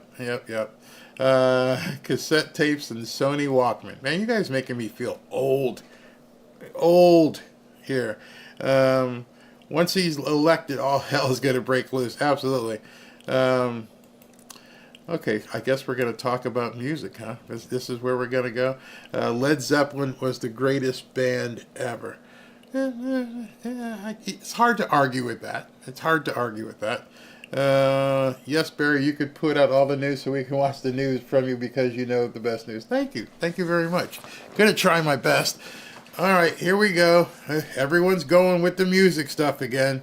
Do you like bluegrass? Wow. I like a little bit of bluegrass. Mainly one of my favorite bluegrass artists was Alison Krauss. Is that her name? Alison Krauss. And some of the stuff that she used to say. And if you ever saw the movie, let me make sure I say the title correctly. Oh, Brother, Thou Art, or Brother, whatever it is with Clooney and a couple of the guys. The music in that movie was fantastic. Pretty much bluegrass the whole way through. Love that. Somebody else says Parliament Funkadelic. Dude, we're gonna lose people here. I'm older than you are, Barry. Okay. I want to digitize my albums in cassette tapes. Yeah, you can do that. Easy way. Just make a tie into your computer from your turntable or whatever, and then just get the MP3 file. That's pretty simple. Rush is my favorite band. Read lyrics to Witch Hunt is happening to Trump. Rush, yeah. I was kind of bummed when Neil Peart died. The guy's fantastic, absolutely fantastic. SOS band. So. If you guys have never heard the SOS band live, you miss it. You really missed out. It was just amazing how the arena would go dark, and then you would just hear this little diminutive woman. There'd be a spotlight on her, and she, oh look, I get chills, and she would just said, "Play," and then you don't even know. You don't even know. The chat is blowing up because of the music topic. All right, so we can go here. Kate Bush. She sang a song with Peter Gabriel, which to this day is one of the most impactful songs I've ever heard. It's a song called "Don't Give Up." If you guys want to hear, Peter Gabriel at his best, and Kate Bush as well, "Don't Give Up" is a fantastic song. ABBA, I'm gonna lead that one to my wife. She's into that dancing stuff, the Dancing Queen and all that kind of stuff. Eagles, the Beach Boys, definite classics there. Dude, you're a dude and you're putting down the Partridge Family. Come on, bro. The Partridge Family. Okay, that's what it was. Oh, brother, we're out there. That's what it was. It was funny, Kiss Rocks. The other day when he played in Michigan, I tried to get the rights to the song Detroit Rock City, and they wanted all. Gene Simmons is still like holding on to that money pit right there, man.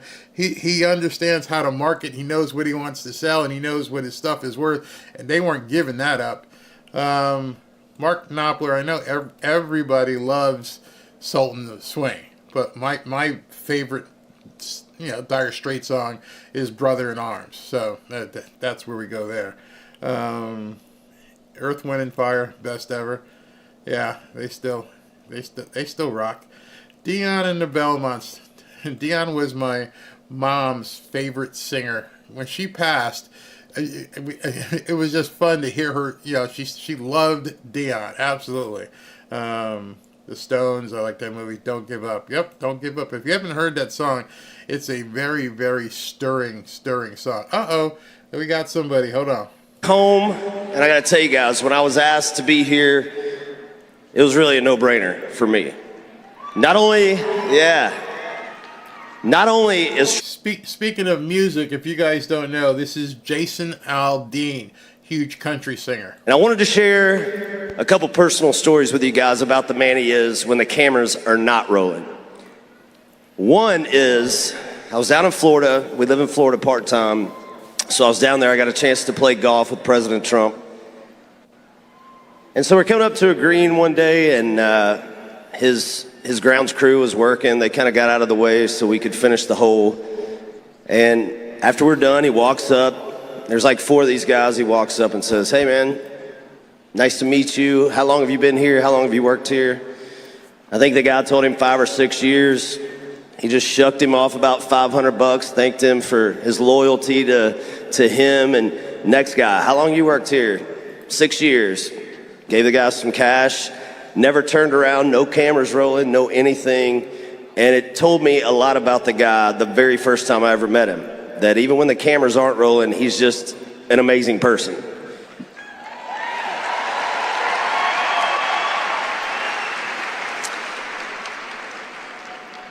Number 2, the second story, and this was just a few weeks ago.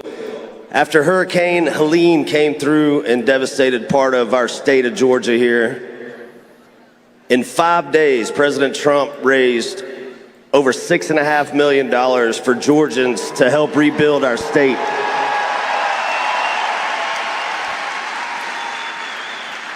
When nobody else was doing anything, President Trump stepped up, even when he wasn't in office, stepped up to help our state, the state of Georgia. And to me, once again, it showed me what kind of person President Trump was at the heart of it all. So that is my friend. That's why I'm friends with President Trump. That's why I'm going to already casted my vote Monday for President Trump, as a matter of fact. Now, that being said, I've seen firsthand how the media can twist the truth. They've done it to me simply for putting out a song called Try That in a Small Town, if you guys remember that. Yeah, the song simply called out people for trashing our cities, harming people, disrespecting law enforcement, and costing our taxpayers millions of dollars for their unruly behavior. But no one is on the receiving end of lies and fake news more than President Trump. That's a fact. He endures more than the average person can fathom, and the fact that he doesn't need to be here, but chooses to be here, says everything I need to know.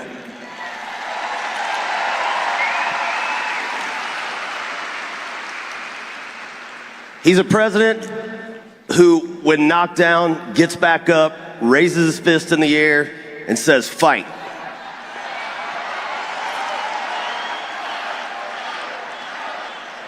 And to me, that's a warrior, and that's who we need running this country right now.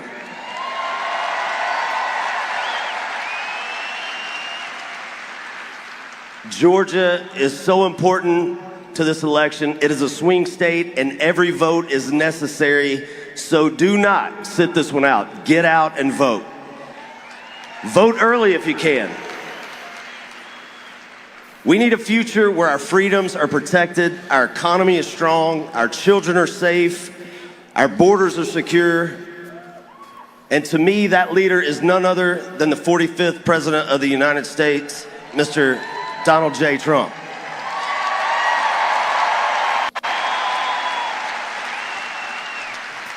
So, ladies and gentlemen, please join me in welcoming, after this video is played for you guys. Everybody calm down. We're all ready, trust me. We're gonna play a little video for you guys, and we're gonna welcome the boss, who we hope is the 47th President of the United States, Mr. Donald J. Trump. Thank you guys, Georgia, we love you.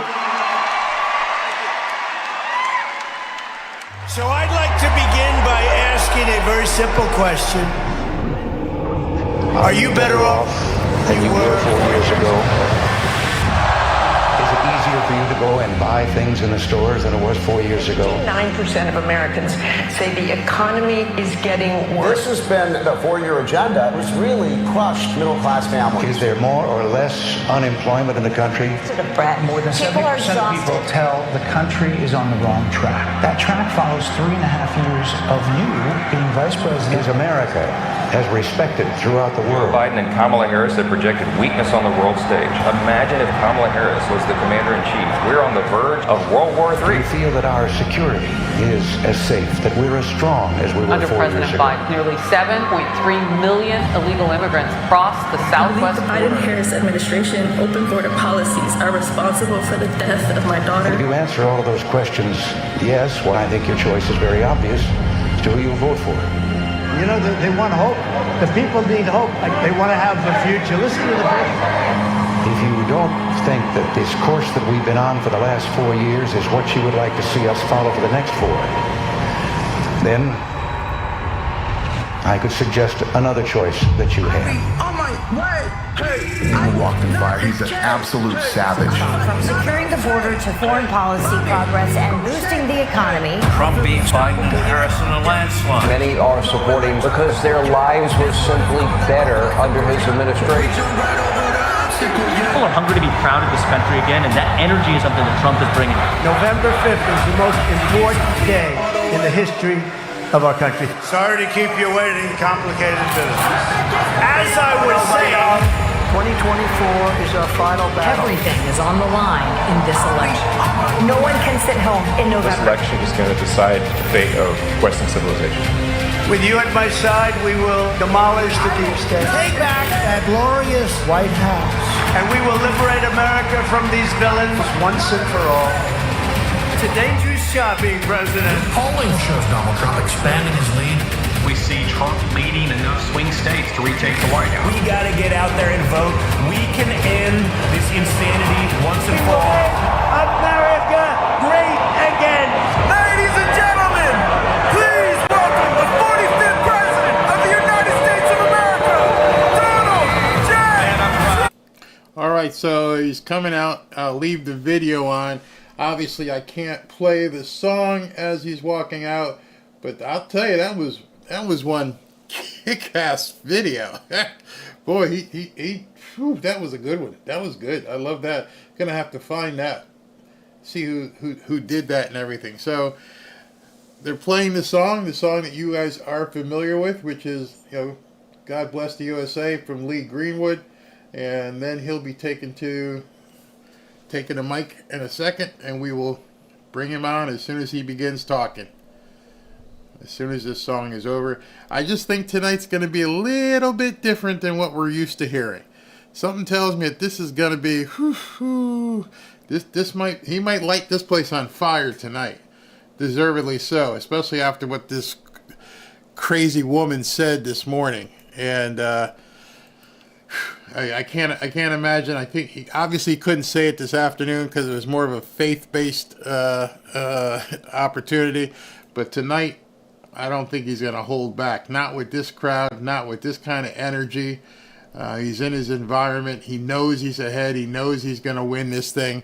And it's going to happen. It's going to happen. I think you guys are in for one hell of a speech tonight. Look at that place. Look at that. No, we haven't seen that at any rally. Charlie Kirk outdid himself tonight. This is fan-flippin-tastic. Unbelievable. What a show indeed. It's absolutely crazy. Absolutely crazy.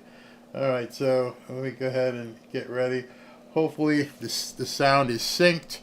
I'm going to go to my other feed because that feed looks much better. Hold 1 second. Let me go here. All right, so it's still playing.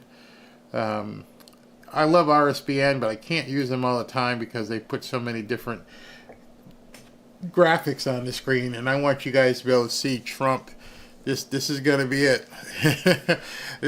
And just think, this is just the appetizer for what's going to happen in Manhattan. I can't even imagine what he's going to do in Manhattan when he gets to Madison Square Garden. All right, so Donald Trump is taking the mic. Let's hear what he's got to say.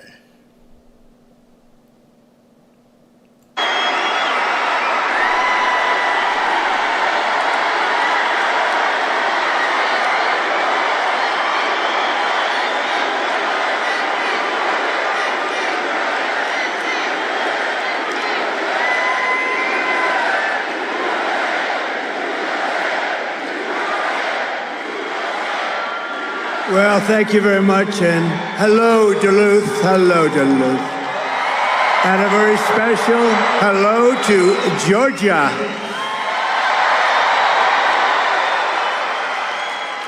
And I'm hearing our numbers are very, very good. There's a rumor out there. We're doing well. Thank you very much. And I'm thrilled to be back in this incredible state with thousands of proud, hardworking American patriots, which is what you are. And I'd like to begin by asking a very simple question. Are you better off now than you were 4 years ago?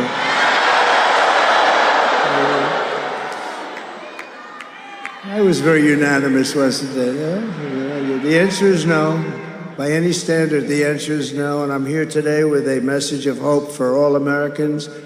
With your vote in this election, I will end inflation, I will stop the invasion of criminals into our country, and I will bring back the American dream. I'm going to bring it back very quickly. Our country is being destroyed and crippled by Kamala Harris, a person that got no votes. Therefore, she's a threat to democracy.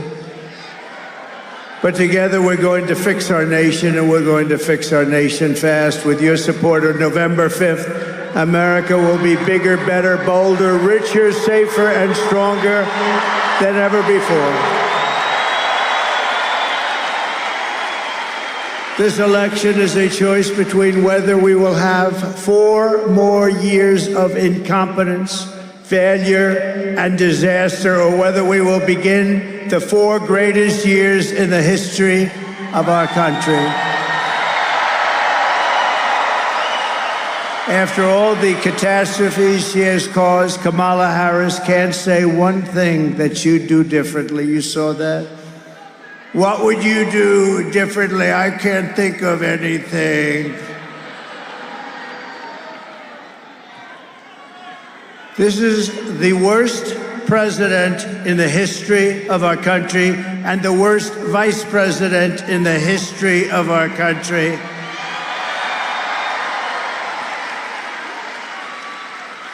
And Wrong Track just came out.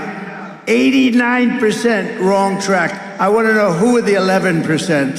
Who are they? Where are they? I'm asking you to be excited about the future of our country again. This will be America's new golden age. And remember, every problem facing us can be solved, but now the fate of our nation is in your hands. In Georgia, you have to stand up and you have to tell Kamala Harris that, Kamala, you've done a horrible job. You're the worst ever. There's never been anybody like you. You can't put 2 sentences together. The world is laughing at us because of you and Crooked Joe. Kamala, you're fired. Get out. Get out. Get out. You're fired.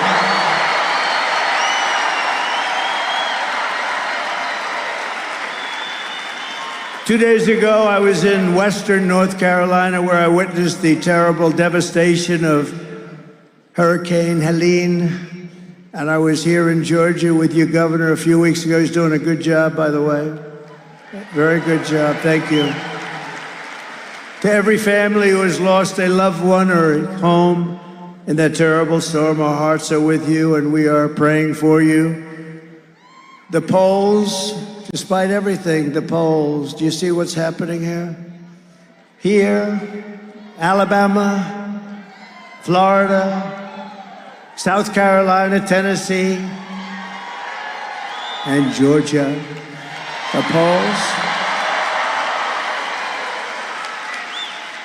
The polls are through the roof, but what's better than that? The early voting is, people have never seen anything like it. They've never seen anything like it, because the American people are fed up with the people that are leading us down a road to disaster. So the polls are open for early voting in Georgia every day from now till November 1st. You got to get out there and vote, but most importantly, just vote. Whichever way you want to do it. I've been one that says, whichever way, just get out and vote. Be a little careful, make sure your vote gets counted. There are ways of doing that too. With your help, 13 days from now, we're going to win Georgia. We're going to defeat Kamala Harris, and we are going to make America great again.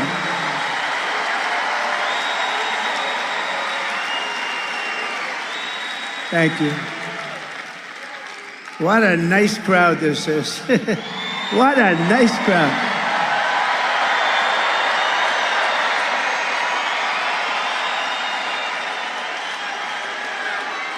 If Kamala gets 4 more years, she will obliterate our economy, kill millions of jobs, and destroy your family finances forever.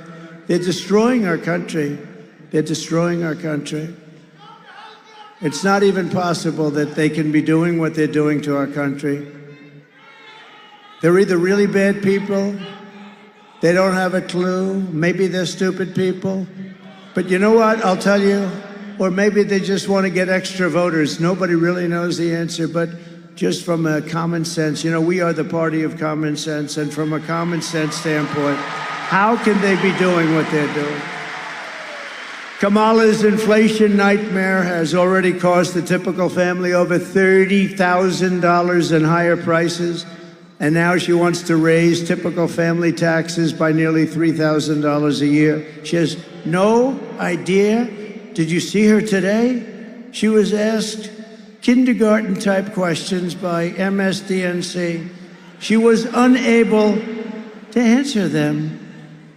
But the best is 60 Minutes. They changed her answer. Should I sue them? Should I sue? Should we sue 60 Minutes and CBS? No, think of it. They asked her a question on 60 Minutes, which is news. You know, these companies have to get licensed. And in the licensing, it says they have to be honest. They gave her a question. She gave an answer that was from a loony bin. They said, we can't have that. They took the answer out in its entirety, threw it away, and they put another answer in. And I think it's the biggest scandal in broadcasting history. That's what I think. It's election interference fraud. The tax queen, because that's what she was called. She loves taxes. This is the only person I've ever seen. She campaigns on, we will raise your taxes. All my life I've watched politics and everybody says, we will cut your taxes, cut you. She says she's going to raise your taxes. The tax queen is also demanding a shocking 33% tax hike on all domestic production, along with the largest capital gains tax on unrealized gains. Unrealized. In the history of our country, it's really a confiscation of your property. It will crash the stock market and decimate your 401ks, but we'll have a 1929 type depression. This woman is crazy. Take a look at this.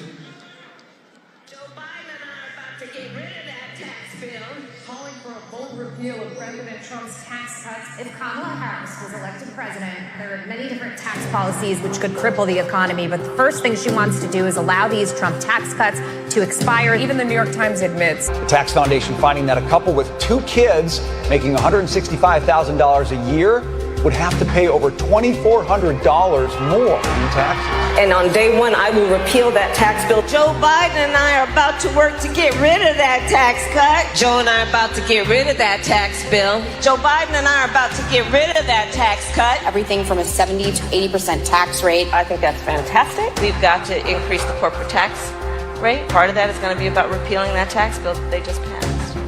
And also looking at estate taxes are going to have to go up. We will tax capital gains. But we're going to have to raise corporate taxes. Taxing unrealized gains just doesn't seem fair in any sense of the word. When the value of your home goes up, you pay higher taxes even if you don't sell your home. Your value of your home never moves the way the stock moves to say, we're going to tax what you don't have. That's a sore point, and it's a big deal. Is that something you think she firmly believes in? I think it's part of the proposals of the campaign. Under my plan, there will also be a carbon fee. There has to be some connection between the fee and bad behaviors, and there has to be, in that we have to monitor whether it's going to be passed on to consumers. But I'm going to tell you that should never be the reason not to actually put a fee, and in particular, a carbon fee.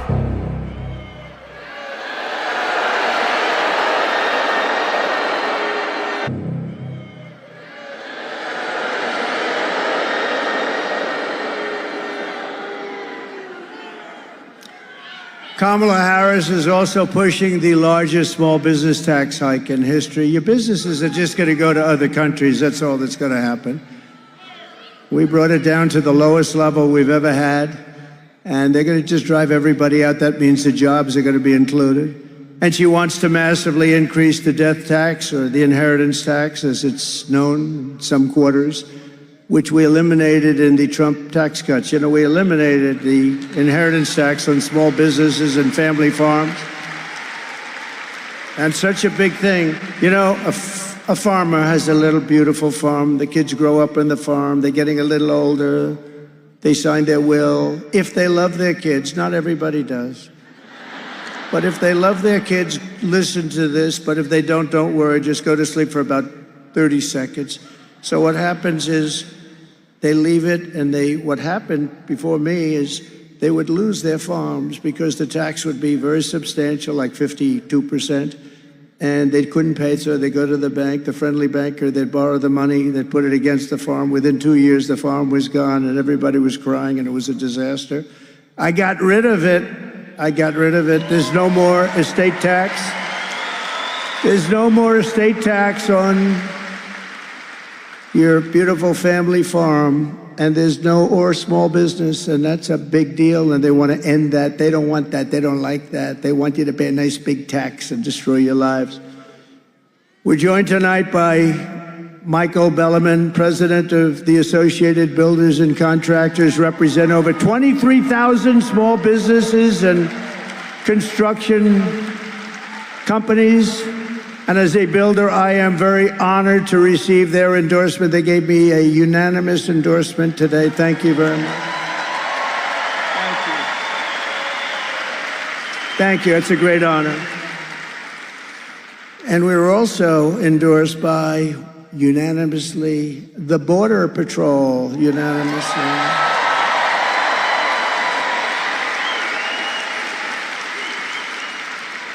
And I say modestly, they said he's the greatest president we've ever had and the strongest on the border. They said it's not possible to be stronger. We had it down to the lowest level in history. Oh, by the way, should we drop my favorite chart in the entire world? I love it. Come, drop that chart, please. Drop it. Let's see, we're gonna, oh. There, I don't like my hair tonight. I started looking at me, but I'd rather look at the chart. The chart, I wouldn't be here if it wasn't for that chart, right? Wouldn't be here. I wouldn't be here. But if you notice the arrow on the bottom, I take it to bed every night and I kiss it. Roll it up and just kiss it. See the arrow on the bottom? That is the day I left office. Look what happened after that. What they've done to our country is unbelievable. And that includes human trafficking, which is mostly in women. Do you know they lost 325,000 children in the last 3.5 years? 125. The camera can't move their damn little camera like this and like that.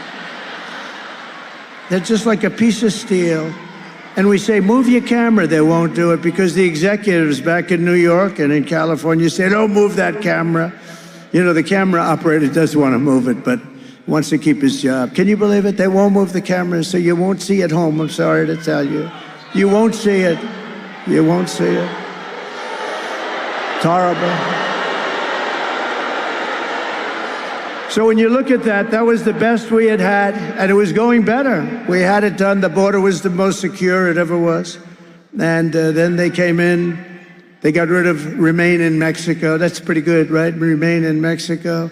Wasn't easy either. It was Remain in Mexico. When I said to the president of Mexico, he's a good guy. He's a socialist, but that's okay. These are minor details. But I said, listen, President, we want everybody to remain in Mexico before they come in. We want to check them out before they come in, Mr. President. He laughed at me. He said, that's so funny, Donald. Why would we ever do that? I said, you're going to do it 100%? You're going to do it 100%? No, we cannot do that. We're not going to. Why would we do a thing like that? That would be hundreds of thousands of people. That's right, on your side of the border, not on ours. He said, we will not do that. We will not do that. I said, listen, I don't want to embarrass you, so send me over your representative. And a man came over to the White House 2 days later wearing the most beautiful suit I think I've ever seen. And I wanted to ask him, who is your tailor? But I didn't think that would be an appropriate way to start the negotiation. Most gorgeous looking, the guy was a handsome guy. That suit was like perfect. But I thought I wouldn't do that. And I said, we want a couple of things. But we want you to, number one, provide us thousands of soldiers free of charge because you're letting people pour into our country. They said, we won't do that. I said, yes, you will, 100%. He said, we won't. I said, yes, you will. He said, no way. I said, way. And I said, you're going to do it. And the woman from the State Department, very good woman, but a terrible negotiator. She was 25 years. All she did was Mexico. And I said, we want this, and we want that. We want all these different things, 10 different things. The medical stay. We wanted everything. And she said, sir, I've been after that for 25 years. I said, well, maybe you and I are different. I will guarantee you I will have it by the end of this meeting. So I told him, you're going to give us all of these different things, and you're going to keep the people there, and we're going to let the people in if we want to, because we want to have people come in, but we want them to come in legally, right? And he said, sir, we won't do that. We will not do that, and we're not going to do Remain in Mexico. I said, here's the story. It's Friday. By Monday morning at 7 o'clock, if you don't approve this, and that means over the next 5 minutes, we are going to charge you tariffs of 25%, 50%, 75%. They're never going to stop. He said, sir, you can't do that. That's not fair, sir. I said, no, it's not fair that you're sending people through your country and into our country and destroying our country. It's not fair. That's what's not fair. So this goes into effect at 7 o'clock on Monday morning. Have a nice weekend. He comes back. May I see you in 5 minutes? May I make a call to Mexico? I said, are you going to call the president? Yes, I am. He comes back in 2 minutes. Sir, it would be our honor to supply you with soldiers. It would be our great honor to supply you with as many soldiers, free of charge, of course, sir. As many as you would. You have no idea what I did in the White House. I stopped wars with France.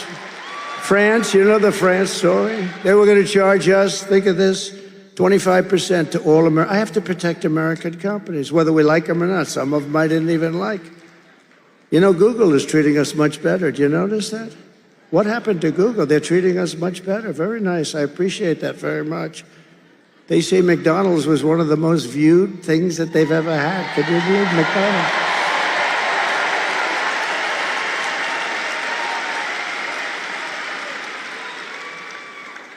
That was a hell of a one, right? But France, Emmanuel Macron, good man, nice guy, but he's a wise guy, though. And he likes France, and I like the USA.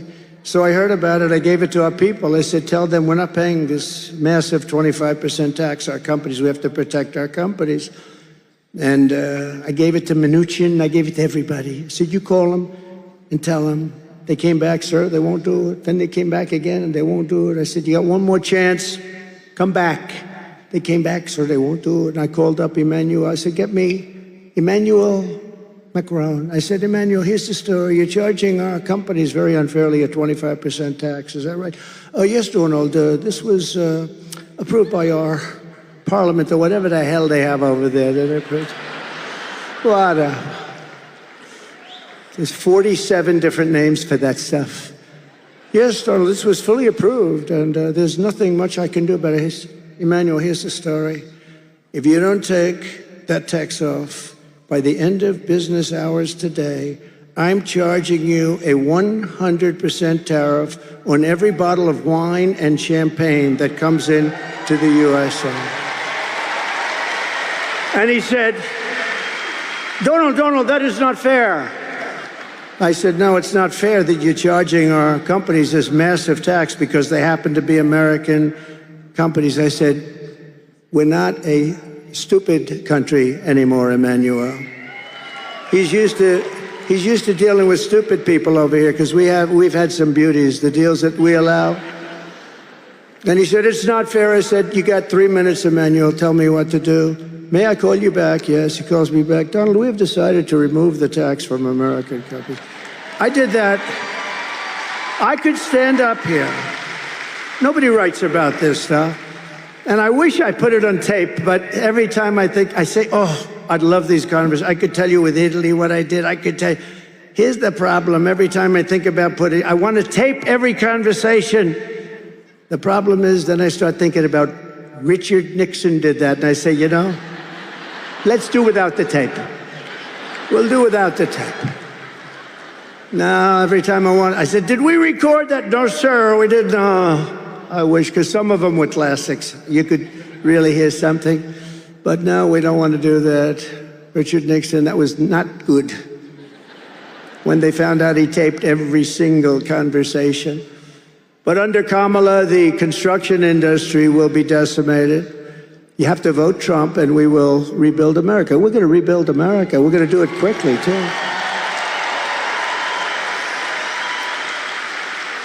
And we already gave you the biggest tax cut in history. We gave you the biggest regulation cuts by far, by 5 times in the history of our country. And, you know, I went to the big business guys. They come in and they kiss my ass. It's unbelievable, these guys. You know, before I was president, Trump is on the phone. Tell him I'll call him back sometime. Once I became president, oh, sir, it's such a pleasure to speak to you, sir. It's such a great honor, sir. Oh, I see him. It's unbelievable. It's unbelievable. But we got you the biggest tax cuts in history, biggest regulation. And I said to some of the biggest guys running the big companies, good guys, some bad guys, some are really stupid as hell, some are good. But I said, let me ask you, I gave you the biggest tax cut in history, along with everybody, and it created jobs, all that. And I gave you the biggest regulation cuts in history. Which is better? Every single one of them said the regulation cuts were more important. People couldn't do anything. They couldn't build anything. They couldn't build plants. They couldn't build. I approved one in Louisiana. 14 years it was under, they know exactly which one, big LNG monster. $14 billion, too. $14 billion it was going to cost. I think Japan and other countries were putting up the money. After 14 years, they gave up. And I called my people together, and I said, we can't lose that. It's so good, number one. Number two, the jobs. Number three, I mean, it's just important that it's vital that we have it. I got it done in one day. It was done. Congratulations.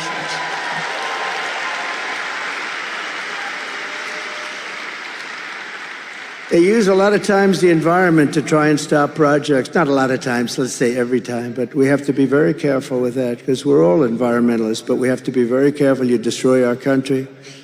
I will pass historic tax cuts for our workers and small businesses, and we will have very important no tax on tips, no tax on overtime, and no tax on Social Security benefits for our seniors.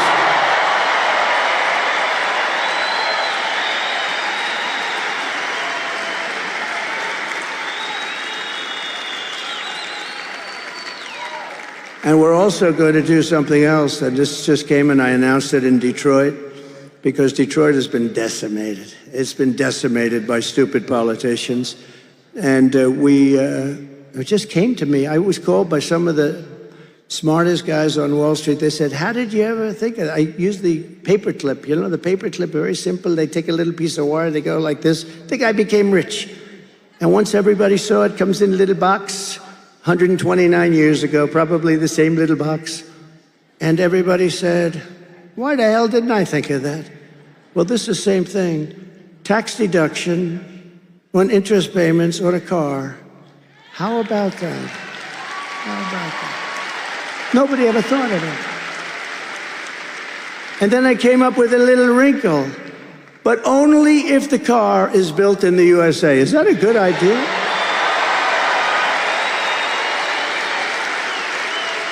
Right?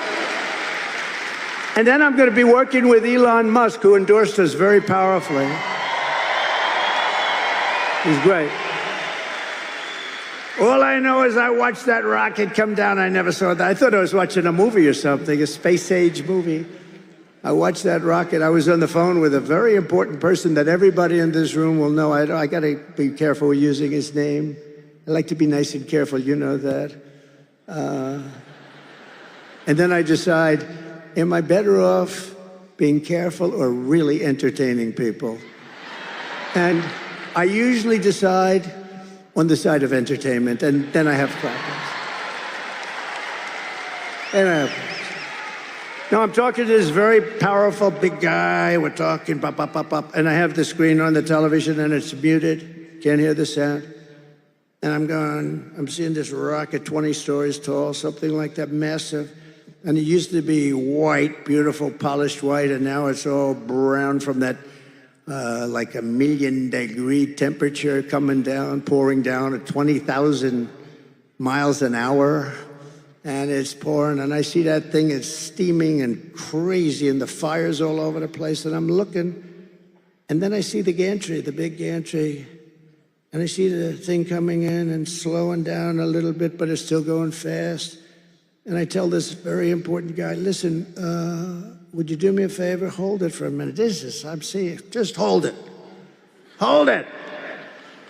When you're leading in the polls and when you already were president, you can say that to important people. Just hold. So I take the phone, I put it down. The sad part is I never picked it up, I forgot. They'll say, he's cognitively imbalanced. He didn't pick up. These people, are they the worst? So I take the phone, I put it down, I say, just a second, I'm watching something that I don't believe. And I see that fire pouring on the bottom of the rocket, and it's coming in sideways. I said, it's gonna crash into the gantry. And then the fire goes on the left side and it pushes it over, and it lands. And then those two big, beautiful arms, they grab it. I said, what the hell was that? Nobody's ever seen anything like that. So I forgot about my other call, and I called immediately Elon. I said, Elon, was that you? He picks up his cell. I said, was that you, Elon? Yes. I said, can anybody else do it? No. Can Russia do it? Can China do it? Can the USA do it outside of you? No, nobody else can do it. I said, what do you call those arms? He said, think of them as chopsticks. I said, that's the way they're like chopsticks. They just grab it, and they just put that thing down so beautifully. I said, that's great. So he's great. He gave me the most beautiful, you know where he is now? He's working in Pennsylvania, trying to get us lots of votes because he thinks it's so important. He's campaigning because he said this is the most important election in our lifetime. And if Trump doesn't win the election, our country is potentially ruined. I mean, he's as strong as anybody I've ever seen. And we have to say, this is a seriously smart guy, right? You know, he helped us so much with the hurricanes because North Carolina had no communication whatsoever. And I was there early, and I met one of the people that are in charge. And they said, all our wires are down, and people are dying. A tremendous amount of people missing and dying, and the horrible thing. What a horrible hurricane that was. It was a water hurricane, more water than we've ever experienced from one storm. And it created rivers out of valleys. I mean, rivers that were 25 feet high and running down like rapids. It destroyed just about everything. And they had no communication. And the gentleman said to me, is there anything you can do? Do you know a man named Elon Musk? I said, I happen to know him. What's the problem? Could he get us Starlink? We're trying to get it. Nobody can get through. Starlink, you couldn't get it because it's very successful. So I called Elon. I said, Elon, whatever the hell Starlink is, can you do me a favor? Can you get it to North Carolina? They need it so badly. And then we talked just for a couple of minutes.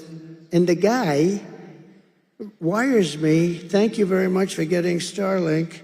I'm still on the phone with Elon. He said, sir, thank you very much for the Starlink. They said it's coming right away. I said, Elon, we didn't even hang up. How the hell did you do that? He said, that's my secret. He's really a great guy. And he gives up a lot. He gives up a lot.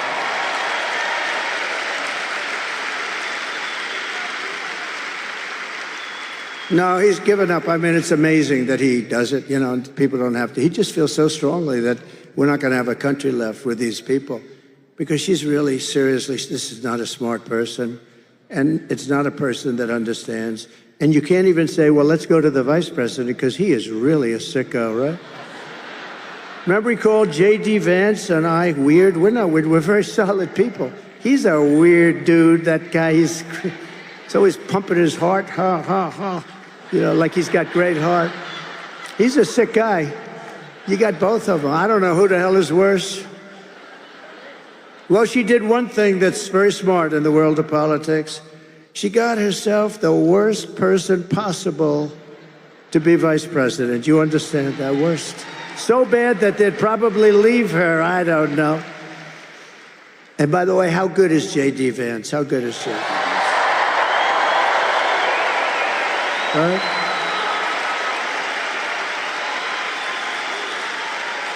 We drafted the athlete. We drafted the athlete. You look at his academic credentials and all of the different things. We drafted a great athlete. He's doing great. He's a great guy, too. So working with Elon Musk, I will cut a record number of job-killing, unnecessary regulations, which will blow your mind when you see how many. And on day one of the Trump administration, I will terminate Kamala's insane electric vehicle mandate, and we will end the Green New scam once and for all. Once and for all.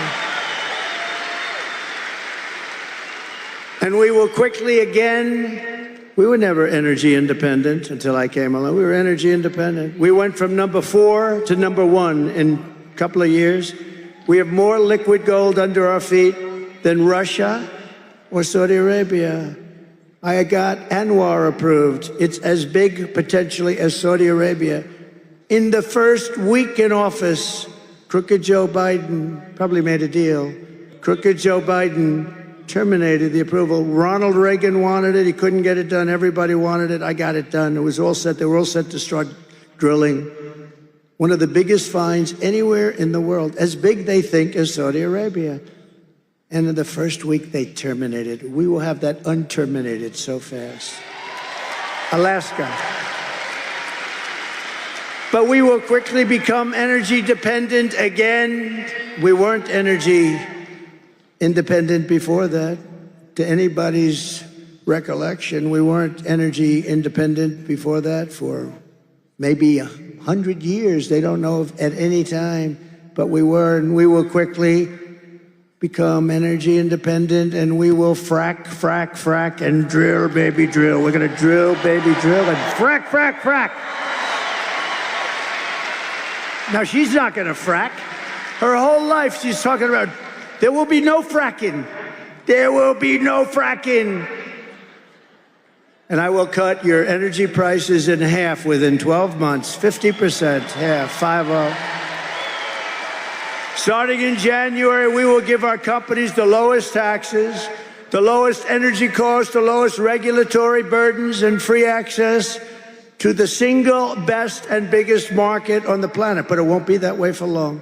If we have stupid people like this running our country, you're not going to have the big market anymore. It can go very fast. Look at Venezuela. 15 years ago, it was an unbelievable country. Now it's a disaster. They can't get water, they can't get food. But what did Biden do? He starts buying oil from them. Do you believe it? And we have so much. So he's putting them back to health. Such a great move to do. They were ready to give up. We could have let the people go back into Venezuela. This guy, I tell you, the worst. Jimmy Carter is the happiest man because his administration is brilliant compared to these two losers. Jimmy Carter is a happy man. You saw him the other day voting. I think he voted for me. But only if they make their products here. This is it. Got to make their products. Everything is based on you got to make your products in America. No more making them in China, making them all over the place.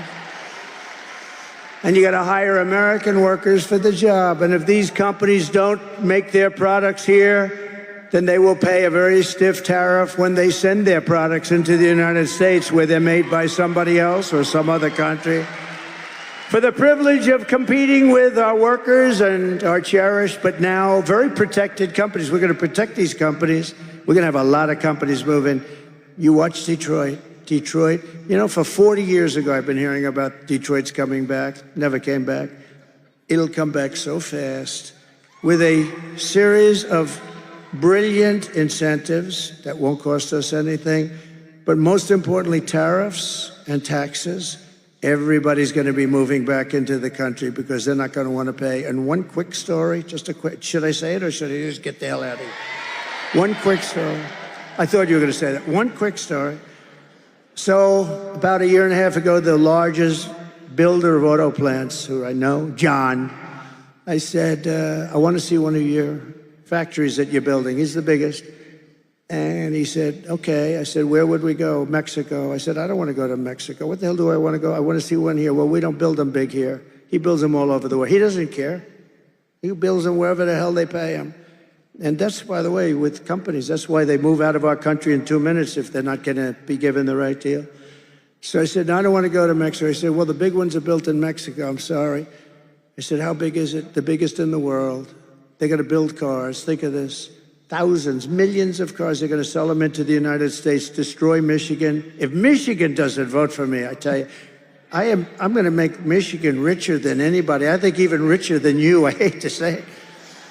Michigan, we're going to bring back the whole car business, but you could get plants also, okay? Because I don't care. As long as they're in the United States, I couldn't care less. So I said, how big would that be? He said, they'll make more cars than all of the state, the entire state, much more than Detroit. These are big monsters. You press a button and it starts. It's unbelievable. And the biggest in the world. I said, boy, I don't like that. That's going to kill him. So I started talking about it, and this plant that's being built, and everyone said, oh, it's not real. Well, it is. And then it was going to start. And then last week I spoke in front of the Economic Club of Detroit, and I spoke about cars, and I talked about this plant. And in the audience, just like right where you're sitting, sir, good-looking guy, stand up, please. Right you, that's right. Yeah, stand up. Right in your seat. That's where he sat, right there. I looked in the audience, and who do I see? I see John. And I said, oh, I passed a message to him while I'm speaking, because this was more interesting to me than anything I was doing up there. And I said, I want to see you after, so I see him afterwards.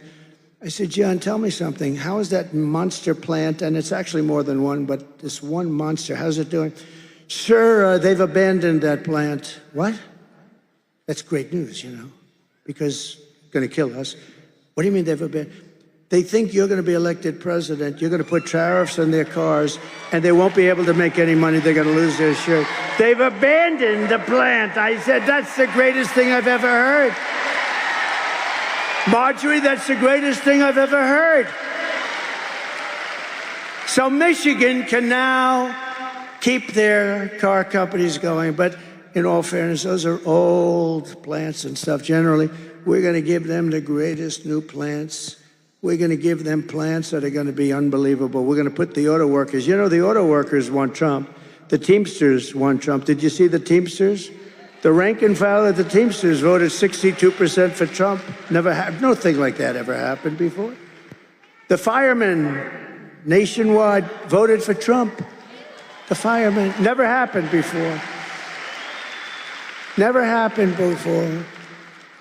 But I will never apologize for defending America. I'm not going to do it. I will protect our workers. I will protect our jobs. I will protect our borders. I will protect our families. And I will protect the birthright of our children to live in the richest and most powerful nation on the face of the earth, and that's what we're going to have. Under Kamala,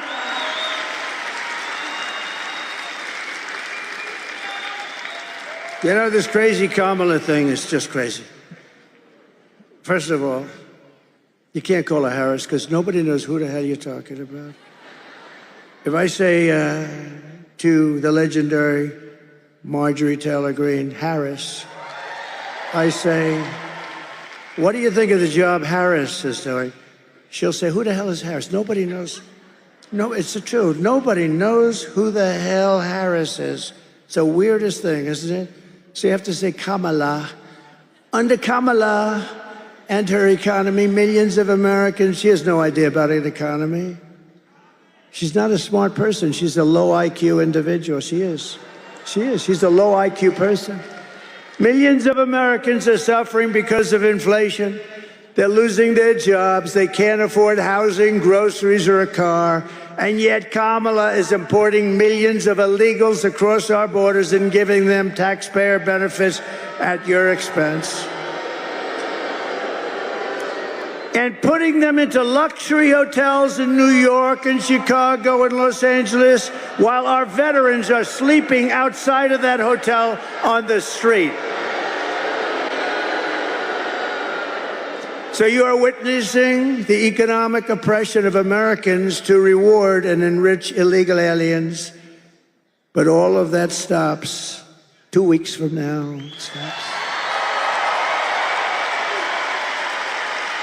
For 4 straight years, Kamala Harris has imported an army of illegal alien gang members and migrant criminals from prisons and jails, insane asylums and mental institutions from all around the world, from Venezuela to the Congo. You know, the Congo is a hot country now for us.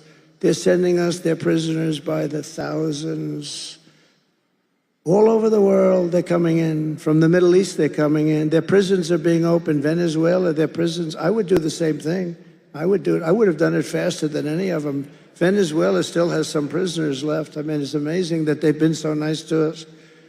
They're depositing their prisoners. They're dumping. We're a dumping ground. They're dumping their prisoners, their gang members, their drug lords into the United States of America because they say that America is run by stupid people and they have open borders. They have an open border where anybody can come in, just walk across.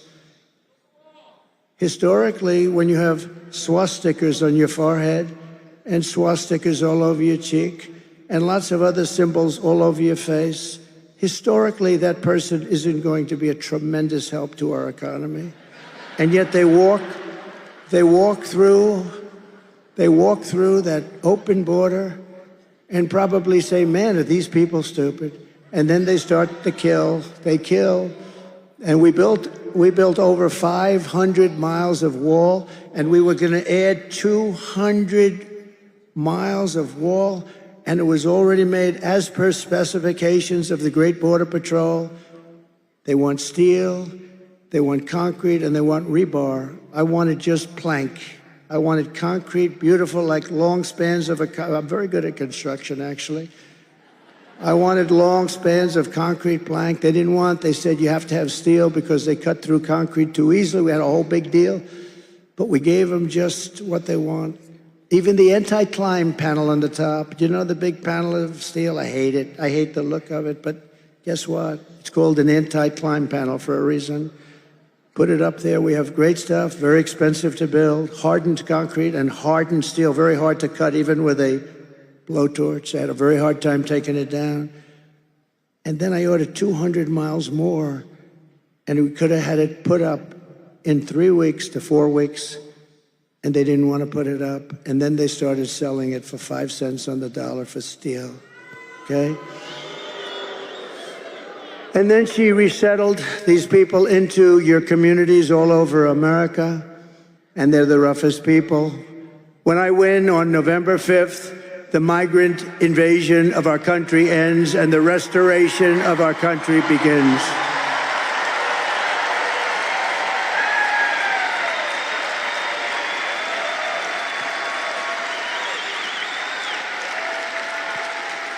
One of the deadliest and most vicious migrant gangs that Kamala has imported into our country through her open border policy.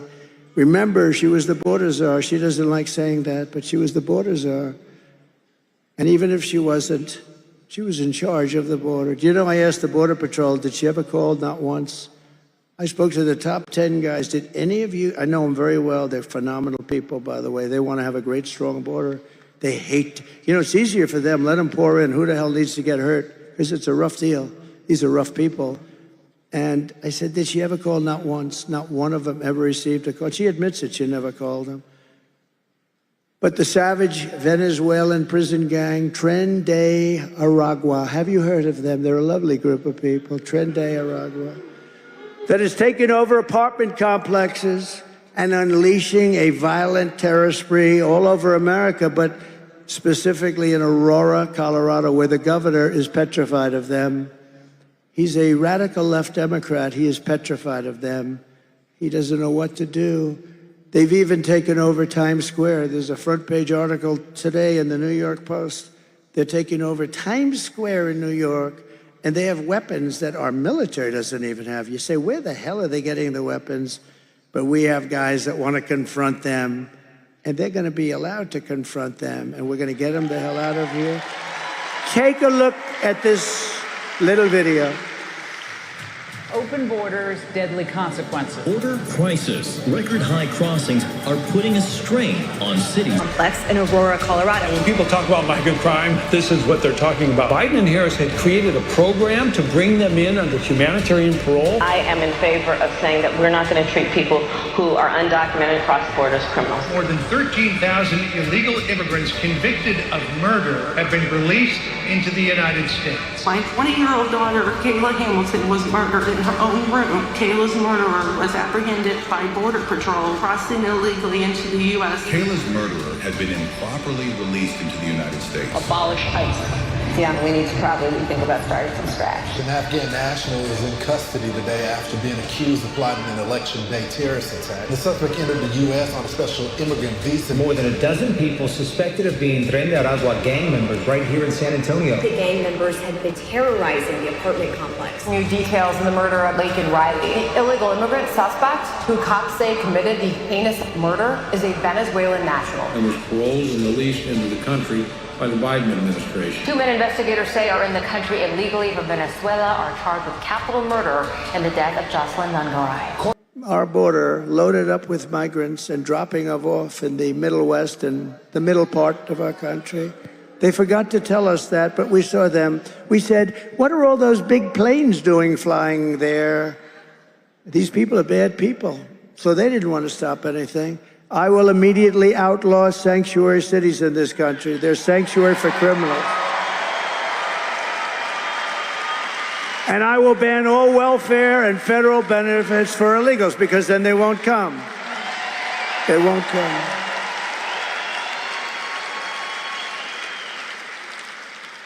I mean, Gavin Newsom, one of the worst governors in the history of our country. Gavin Newsom, she destroyed San Francisco. Now she wants to destroy our country. That's Kamala. But she worked with Gavin Newsom. What they've done to California, you know, now we have more people leaving California, the most beautiful place. And I tell people I hurt myself when I say that, because I have great property there. When I say that, this political game has not been good for me. But I don't care. It doesn't matter. It's peanuts. This is the whole thing. We're going to save our country. What the hell difference does it make?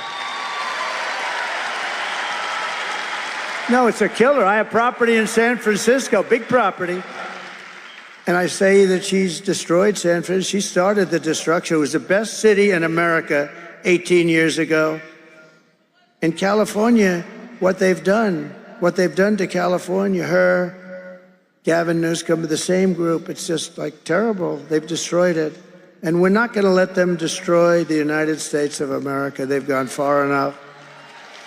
As we secure our borders and rebuild our economy, we are also going to make America healthy again.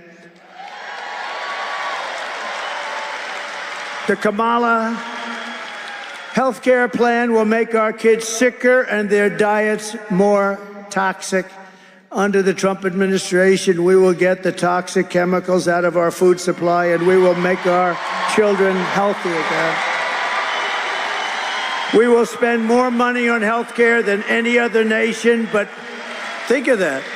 You know, we do. I don't know if you know. We spend more money by far than any other nation. But we have more chronic health problems also than any nation. More childhood diseases than we did just a generation ago. Millions of Americans are realizing that something is wrong. By getting this fixed, not only will we have healthier families, we will save trillions and trillions of dollars and bring down the cost of health care. With us tonight is the man who's going to help us get it all straightened out, Robert F. Kennedy, Jr.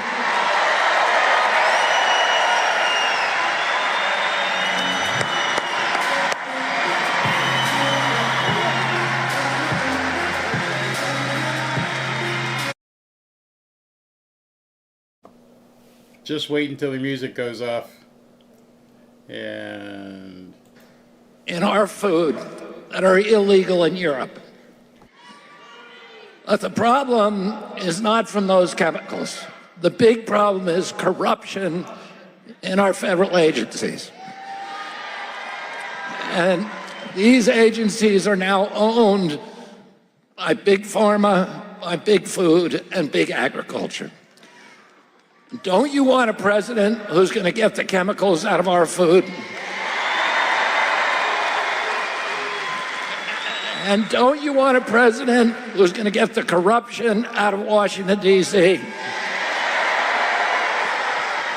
And don't we deserve a president of the United States that's going to make America healthy again?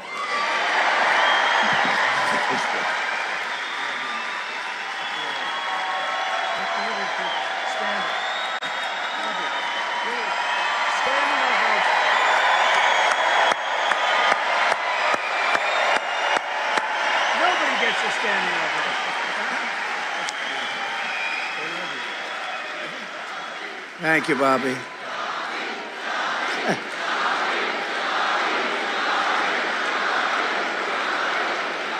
Nobody gets a standing ovation like that. What's going on over here? That's great, Bobby. Great. Thank you. Thank you. And as you know, Bobby's great mother, she was a great woman, Ethel, passed away, so our regards and condolences to the family. Thank you, Bobby. Our movement is bringing together Americans of all backgrounds who believe in freedom, democracy, and a thing called common sense. Much of it's common sense. Conservative, liberal, it's common sense.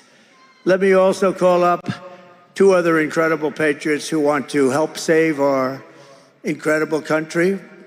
Former Democrat presidential candidate Tulsi Gabbard. And by the way, she just became a Republican.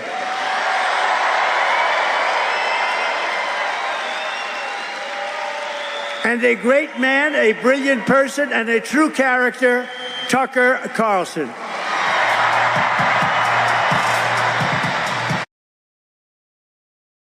Playing music again. Hold on a second. As soon as they get up to the microphone, we'll put them both back on. Who's going to talk first? Tucker. I think Donald Trump's singular contribution to this country and the world is by his presence exposing a lot of things a lot of us believed as fraudulent, as lies. It's changed my life watching it. But the single biggest lie that Donald Trump has exposed is that this is a functional democracy, when in fact, it's a country oppressed by a small group of its unhappiest citizens for their own benefit. And the promise of this campaign is that Donald Trump will return this country to its owners. And that's its population, that's its people, that's its citizens. And I pray fervently that that happens. I mean it. That's why I'm so honored to be here. Thank you.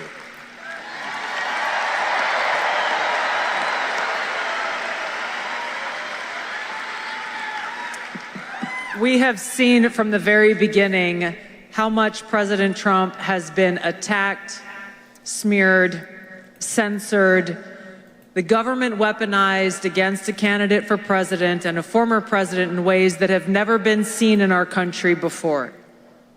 The reason why this has happened is because he is the sole person who has had the courage to stand up against the uniparty war machine in Washington and have the audacity to call for peace and an end to war.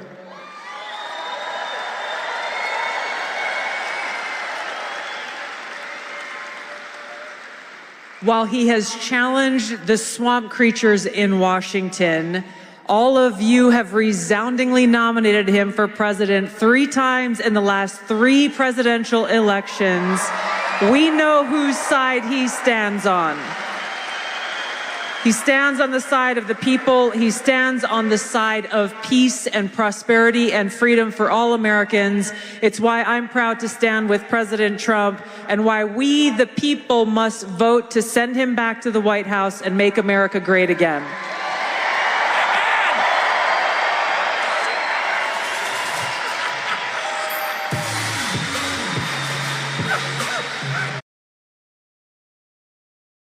All right, so they're all just taking some bows while the music's playing. What a team. He's got three out of the 5 there. No J.D. Vance and no Elon, but everybody else is there. Wait till New York. Wait till New York where Tulsi, Tucker, RFK Jr., J.D. Vance. Great people. Thank you very much. That is a great group. That is some assemblage of talent. And very great honor to have them. Thank you very much. We're also pleased to be joined tonight by Lieutenant Governor Burt Jones. Burt, thank you. Wherever you may be, Burt, thank you. Great guy. And Representatives Mike Collins and Marjorie Taylor Greene, please. Thank you, Marjorie. Future Congressman, congressional candidate Brian Jack. He's been with me from the beginning, and now he's a congressman soon. And a wonderful human being, a great man, Ben Carlson. Ben, thank you very much. Thank you, Ben. Thank you, Ben. Great man. And thank you, Candy. Thank you very much, Candy. State Senator Clint Dixon, terrific. And State Representative Mike Kokas. Thank you, Mike. Thank you, Mike. Good job. Commissioner Tyler Harper, he's done a fantastic job. And Chairman of the Georgia Republican Party, Josh McCoon. Josh. Thank you. Where's Josh? That's good. Are we doing okay, Josh? I'm hearing we're winning big. That's good. Former Senator Kelly Loeffler and her husband. Her husband, thank you, Kelly. Thank you, darling. Jeff Sprecher, he owns the New York Stock Exchange. This guy's loaded. He owns the New York Stock Exchange.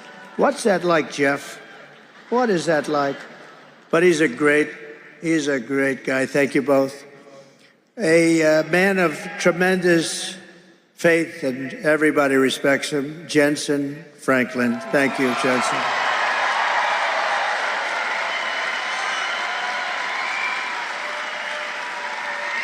And he's been with me from the beginning, day one, right? With Paula and a whole group of people. I want to thank you. And we just had a little session behind this wonderful stage. We had, must be 45 pastors and ministers, and they were praying. I said, if this doesn't work, nothing's going to work. Nothing's going to work if that doesn't work. But thank you all. You're all incredible people. We have tremendous respect for you. Terrific man. Man was treated very unfairly, but he's a great man, and he really knows what he's doing. David Schaefer. David, thank you. Thank you, David. Where's David? Thank you, David. Great job, David. And the #1 country music artist, Jason Aldean. He's my friend, but he's talented. You know, I played golf with him, and I said, you're much better with a guitar than you are with a golf club. Much. And he wasn't insulted by that, but thank you. Great guy. My son, Eric Trump. Where is Eric? Thank you, Eric. He works. And a woman that likes me because I will not allow men to be in women's sports, Riley Gaines. Thank you. Thank you, Riley. Not even for a day, Riley. We'll do it very fast. Benny Johnson, thank you very much. And Peter Navarro, thank you very much. And Steve Witkoff, one of the great entrepreneurs of our country, actually, Steve Witkoff. But I especially want to thank Charlie Kirk, because he is working so hard.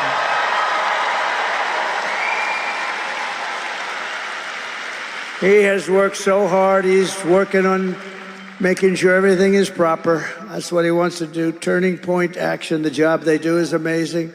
The only thing is, one thing, when I come here and do this for him, I always have to shake about 15 times the number of people. I was shaking hands for an hour. Oh, I said, this must be a Charlie Kirk affair. But you know what? He's a fantastic person. The job he does with Turning Point, and I just want to congratulate him and thank him. He's working very hard. So we are running against the most radical, most incompetent, most unfit vice president in the history of our country. No one respects her. No one trusts her. No one takes her seriously. This is a woman who took yesterday off. How do you take yesterday off? You got 13 days, you're running for the presidency, she takes her time off. I've gone 52 days in a row, and I'm not taking any days off, that I can tell you.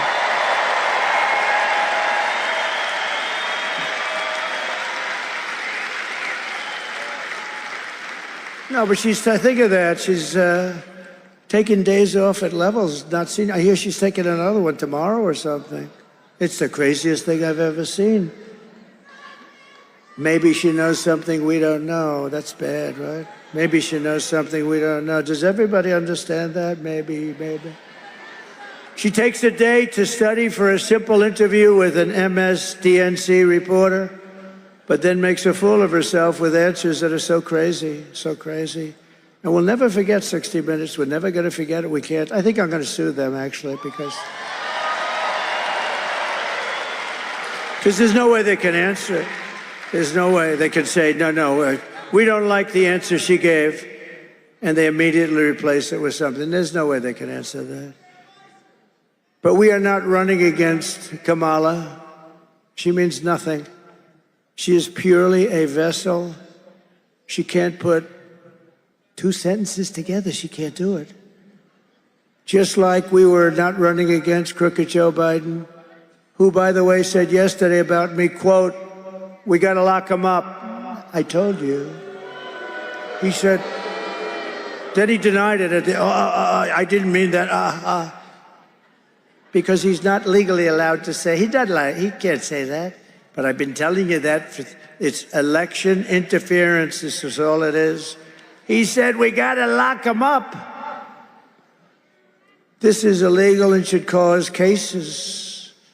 I mean, look, think of it. I've been under investigation more than the legendary Alphonse Capone, Scarface.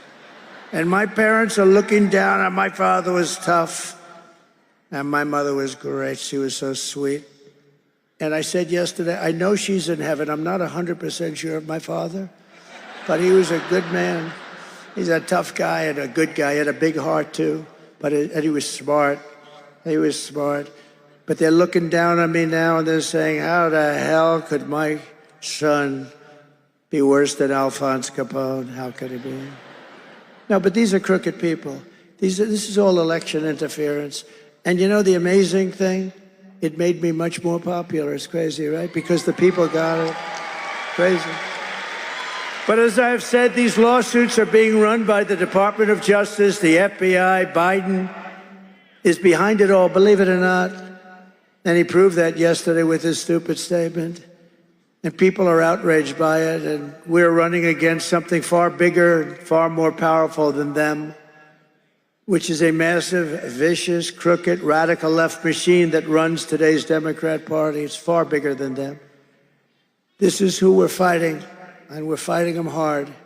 These are the people who are doing such harm to our country with their open borders and record-setting inflation and the Green New scam. They're trying to destroy our country. But we're not going to let it happen any longer. We are going to have the biggest victory in the history of our country on November 5th.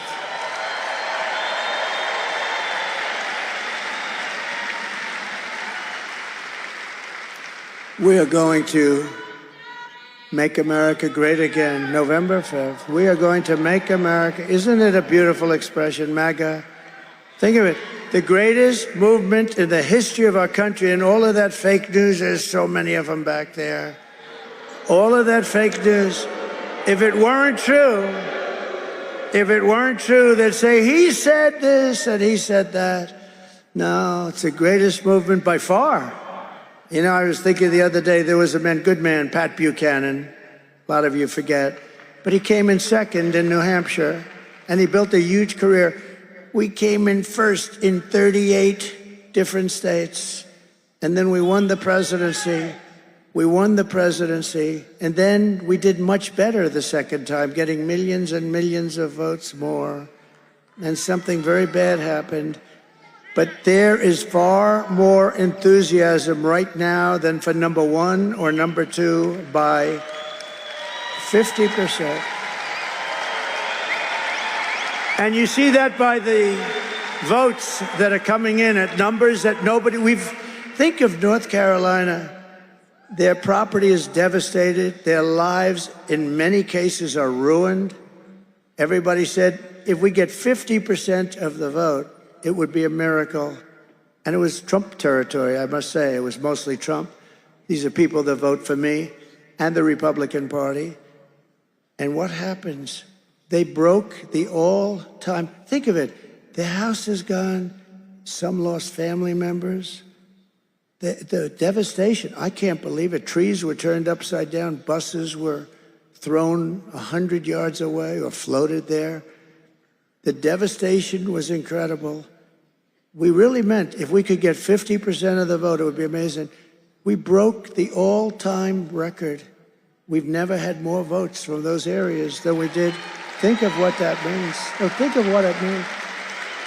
It's impossible to conceive. And I want to thank them. North Carolina was really hit. Wow, I saw sites over the last few days. I've never seen anything like it.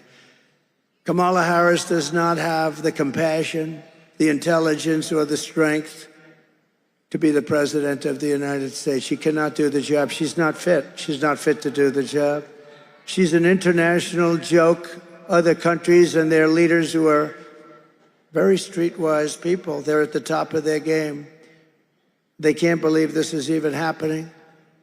She's going to end up getting us into World War III. We're not going to let that happen. And on top of it all, she says she would not do anything differently from Joe Biden, which is absolutely, as far as I'm concerned, disqualifying. Shouldn't even be allowed to run. He has almost a 90% negative path, 90%. And she won't do anything differently, including saving the 325,000 children that I talked to you about. Let's take one quick look. Would you have done something differently than President Biden during the past 4 years? There is not a thing that comes to mind. I stood there on the tarmac watching you check your watch. The chaotic and deadly U.S. evacuation from Afghanistan stunned Americans and the world and cost the lives of 13 U.S. soldiers. Would you have done something differently? There is not a thing that comes to mind. More than 13,000 illegal immigrants convicted. The day after being accused of plotting an election day terrorist attack, the suspect entered the U.S. on a special immigrant visa. Gut-wrenching new details in the murder of Georgia nursing student Laken Riley. The illegal immigrant suspect, who cops say committed the heinous murder, is a Venezuelan national who crossed the unsecured southern border back in 2022. Two men investigators say are in the country illegally from Venezuela are charged with capital murder in the death of Jocelyn Nungaray. A fifth illegal immigrant accused of attacking two New York City police officers over the weekend showed no remorse or regret. Would you have done something differently? There is not a thing that comes to mind. Only 18% say the economy is in excellent or good condition. US inflation has hit a new 40-year high, increasing by 9.1% over the financial year. The cost of homes have spiked. Home buyers need to earn 80% more than they did in 2020 to afford a house. Were you the last person in the room? Yes. Were you the last person in the room? Yes.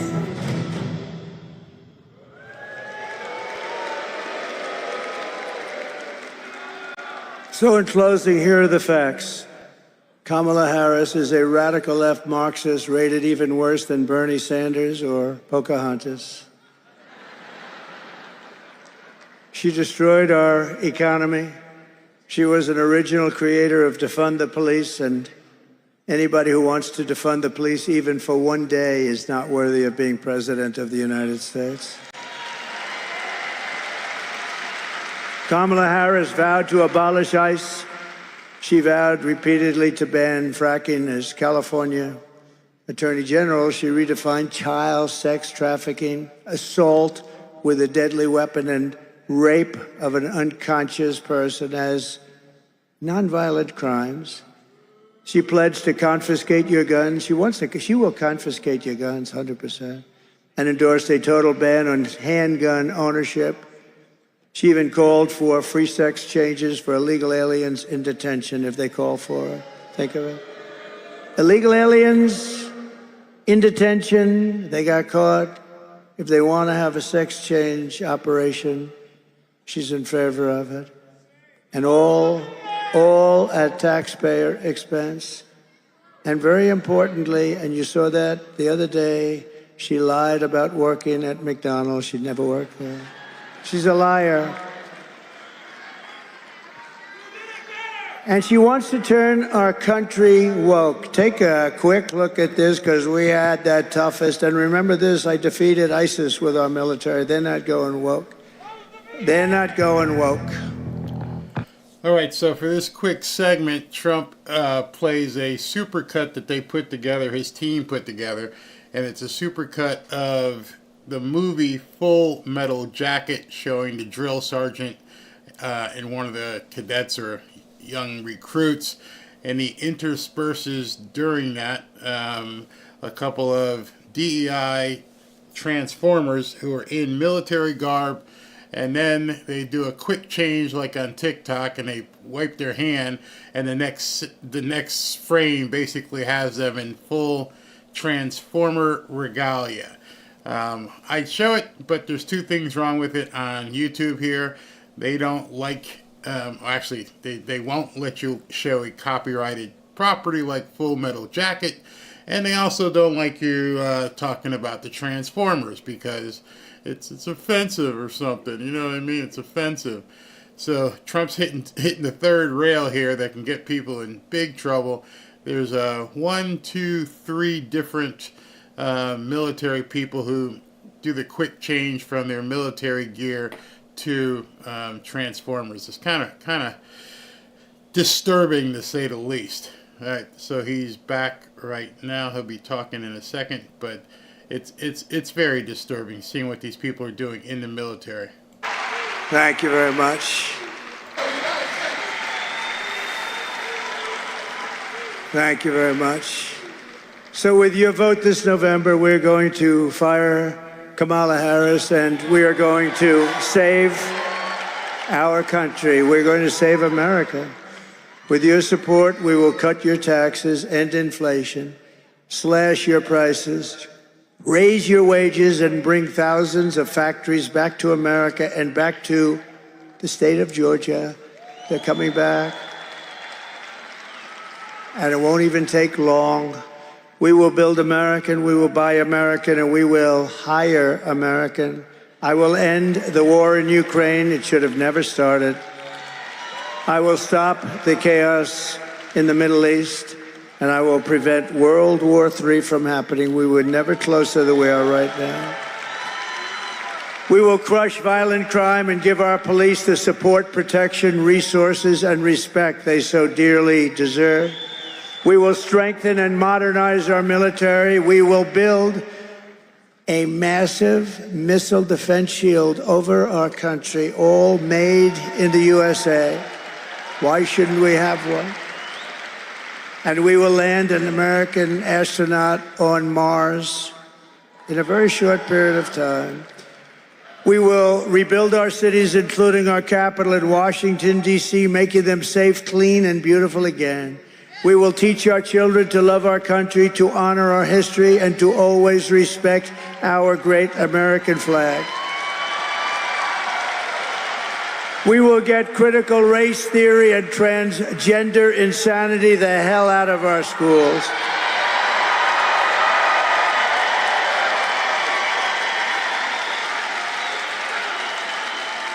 We will keep men out of women's sports. I will defend religious liberty. I will restore free speech. And I will defend the right to keep and bear arms, our Second Amendment. After years of building up foreign nations, defending foreign borders, and protecting foreign lands, We are finally going to build up our country, defend our borders, and protect our citizens. And we will stop illegal immigration once and for all. It will be ended. We will not be invaded. We will not be occupied. We will not be conquered. We will be a free and proud nation once again. Everyone will prosper. Every family will thrive. And every day will be filled with opportunity and hope. But for that to happen, we must defeat Kamala Harris and stop her radical left agenda with a landslide that is too big to rig. Early voting is underway. Get everyone you know. Tell your husband, Harry, get out of that sofa, Harry, get out. Turn that damn football game off, Harry. You're going to vote, Harry. After all we have been through together, we stand on the verge of the 4 greatest years in the history of our country. That's what we're going to have. With your help from now until Election Day, we will redeem America's promise. We will put America first, and we will take back the nation that we all so love. We are one people, one family, and one glorious nation under God. We will never give in, we will never give up, and we will never, ever back down, and we will never, ever surrender.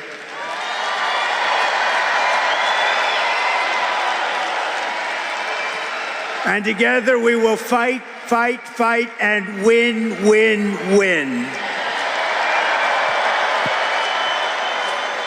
November 5th will be the most important day in the history of our country. You will be so proud of your vote when you look back in 25 years, 50 years, a long time. You're going to be so proud. And together we will make America powerful again. We will make America wealthy again. We will make America healthy again.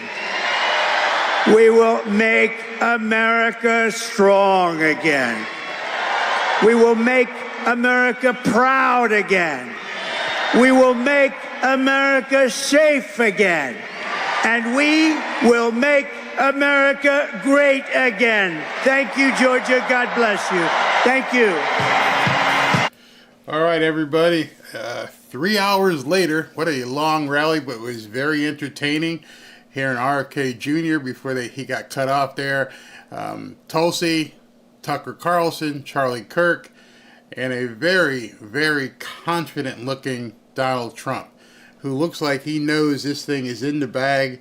Of course they're going to try and cheat. We already know that. We already know all the games they're going to try and play. It's not that the stuff that I'm worried about. It's the other stuff that worries me. Is what will they do that's basically off the books.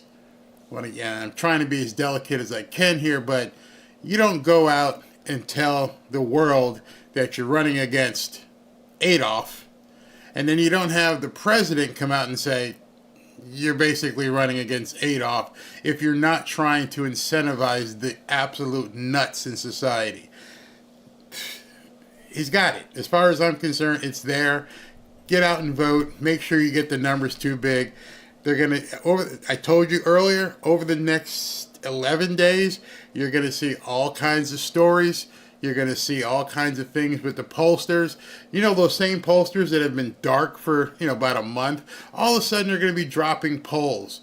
In those polls, you're going to see them on X and everywhere else on television. Oh, Kamala Harris has closed the gap. She's only down by 2. Oh, look at this one. Kamala is actually up by 3 in Michigan. And just turn it off. Just watch something else. Don't pay any attention to them. Just keep going. It's over. There is no mathematical way. I've said it 1,000 times. I'm not going to keep saying it. You guys have to know it's absolutely over. Barry, why do you say that? I can tell you about the black vote. The black vote, 91% is what Biden got. She's down to like 60. That's 30% difference. You can't make it up mathematically. I don't care what you do, you cannot make it up mathematically. Same thing with Hispanics. Can't make it up mathematically. So it's basically over. Now it's just how big will it be? Will it hit landslide, territory? And what will they do with their delaying the vote and everything else? So one of the things, and he just said it again, he said landslide. And then before him, RFK Jr. said landslide. Those aren't words you just pick to say.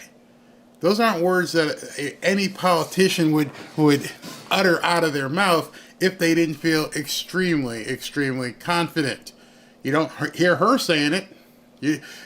She's still trying to get people just to come out to the polls.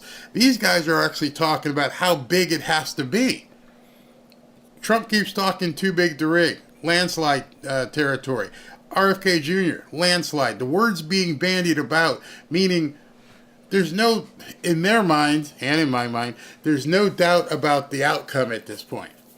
It seems to be what amounts to a foregone conclusion, and they are indeed ready to run with it.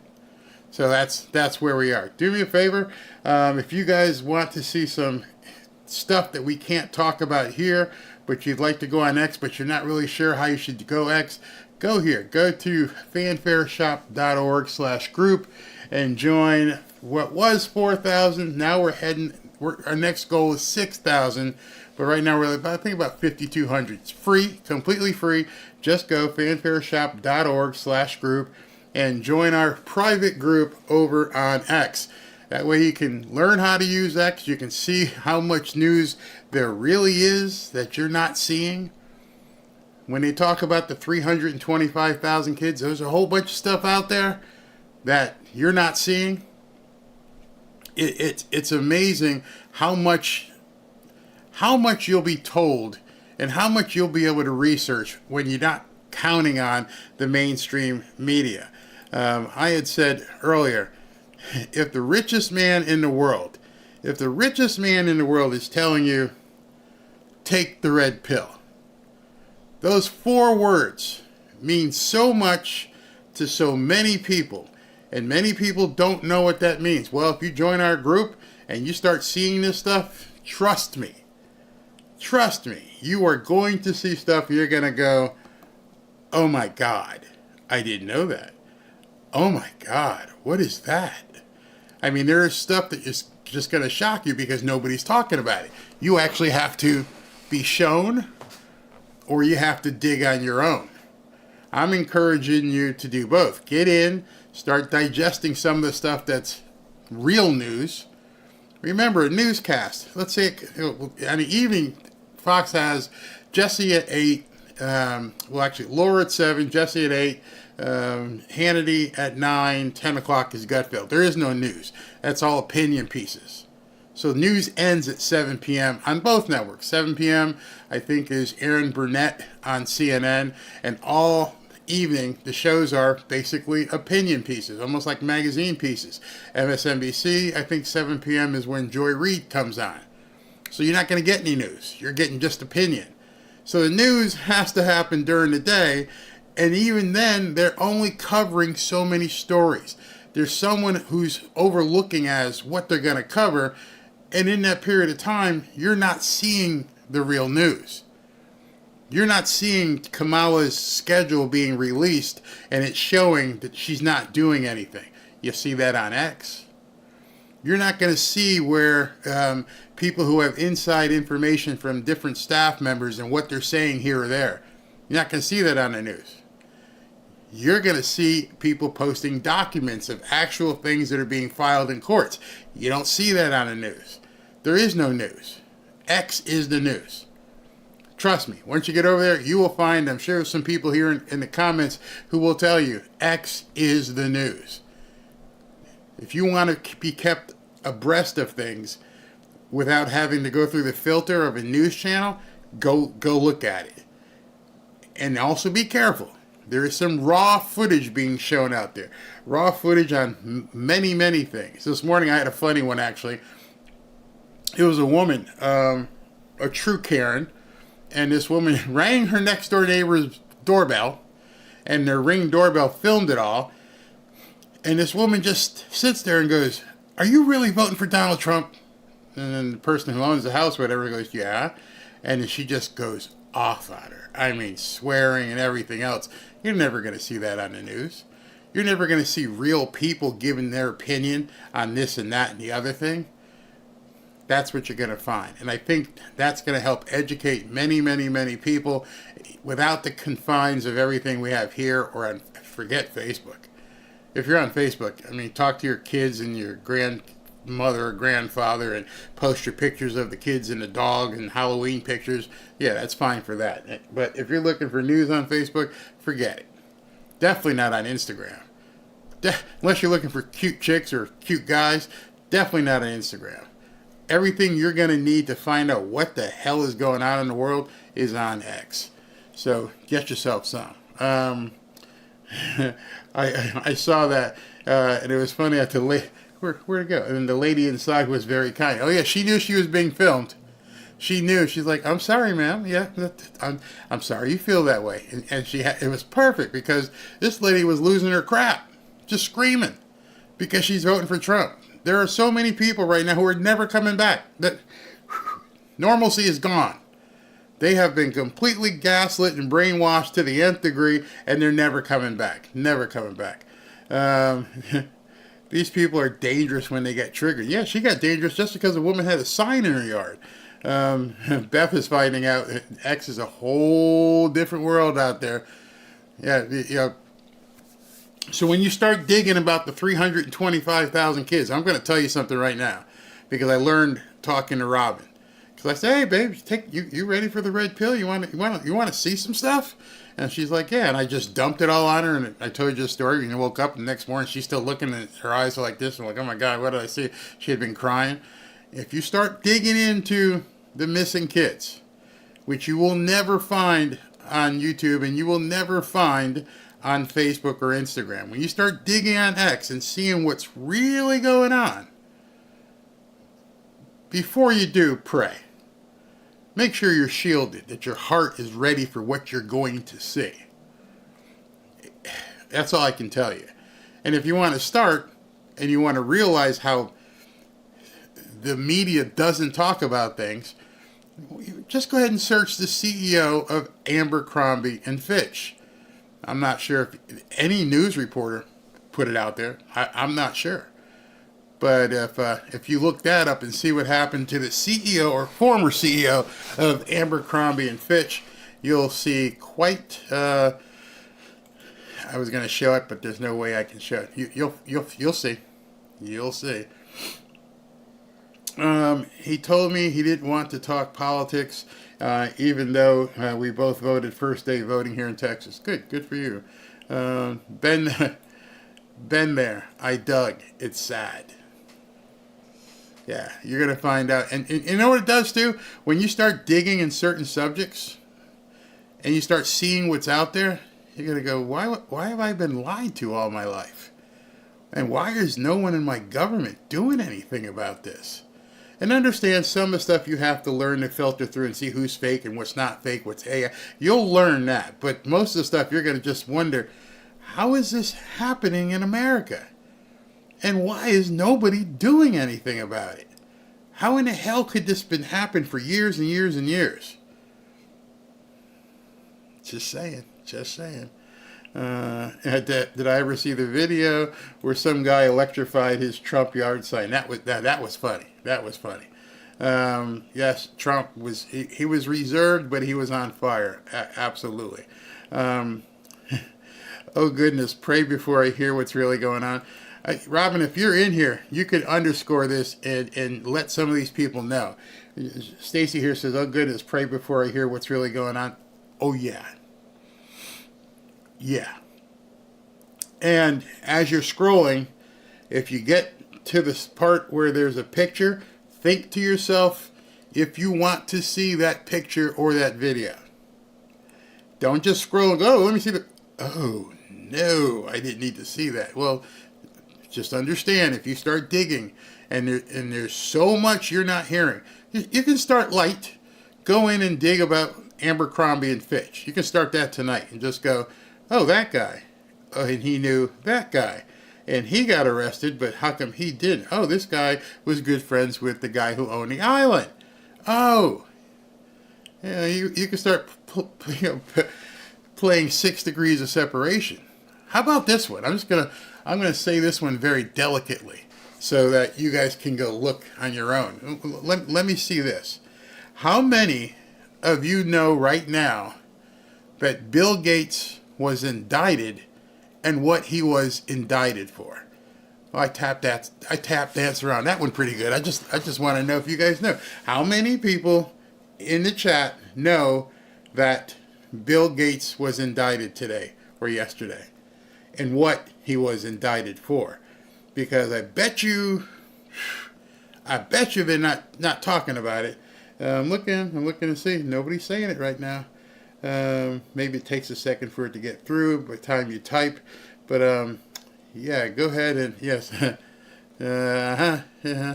Yes, I do. Yeah, people are go look that up. Look up Abercrombie and Fitch. I always say Abercrombie and Fitch.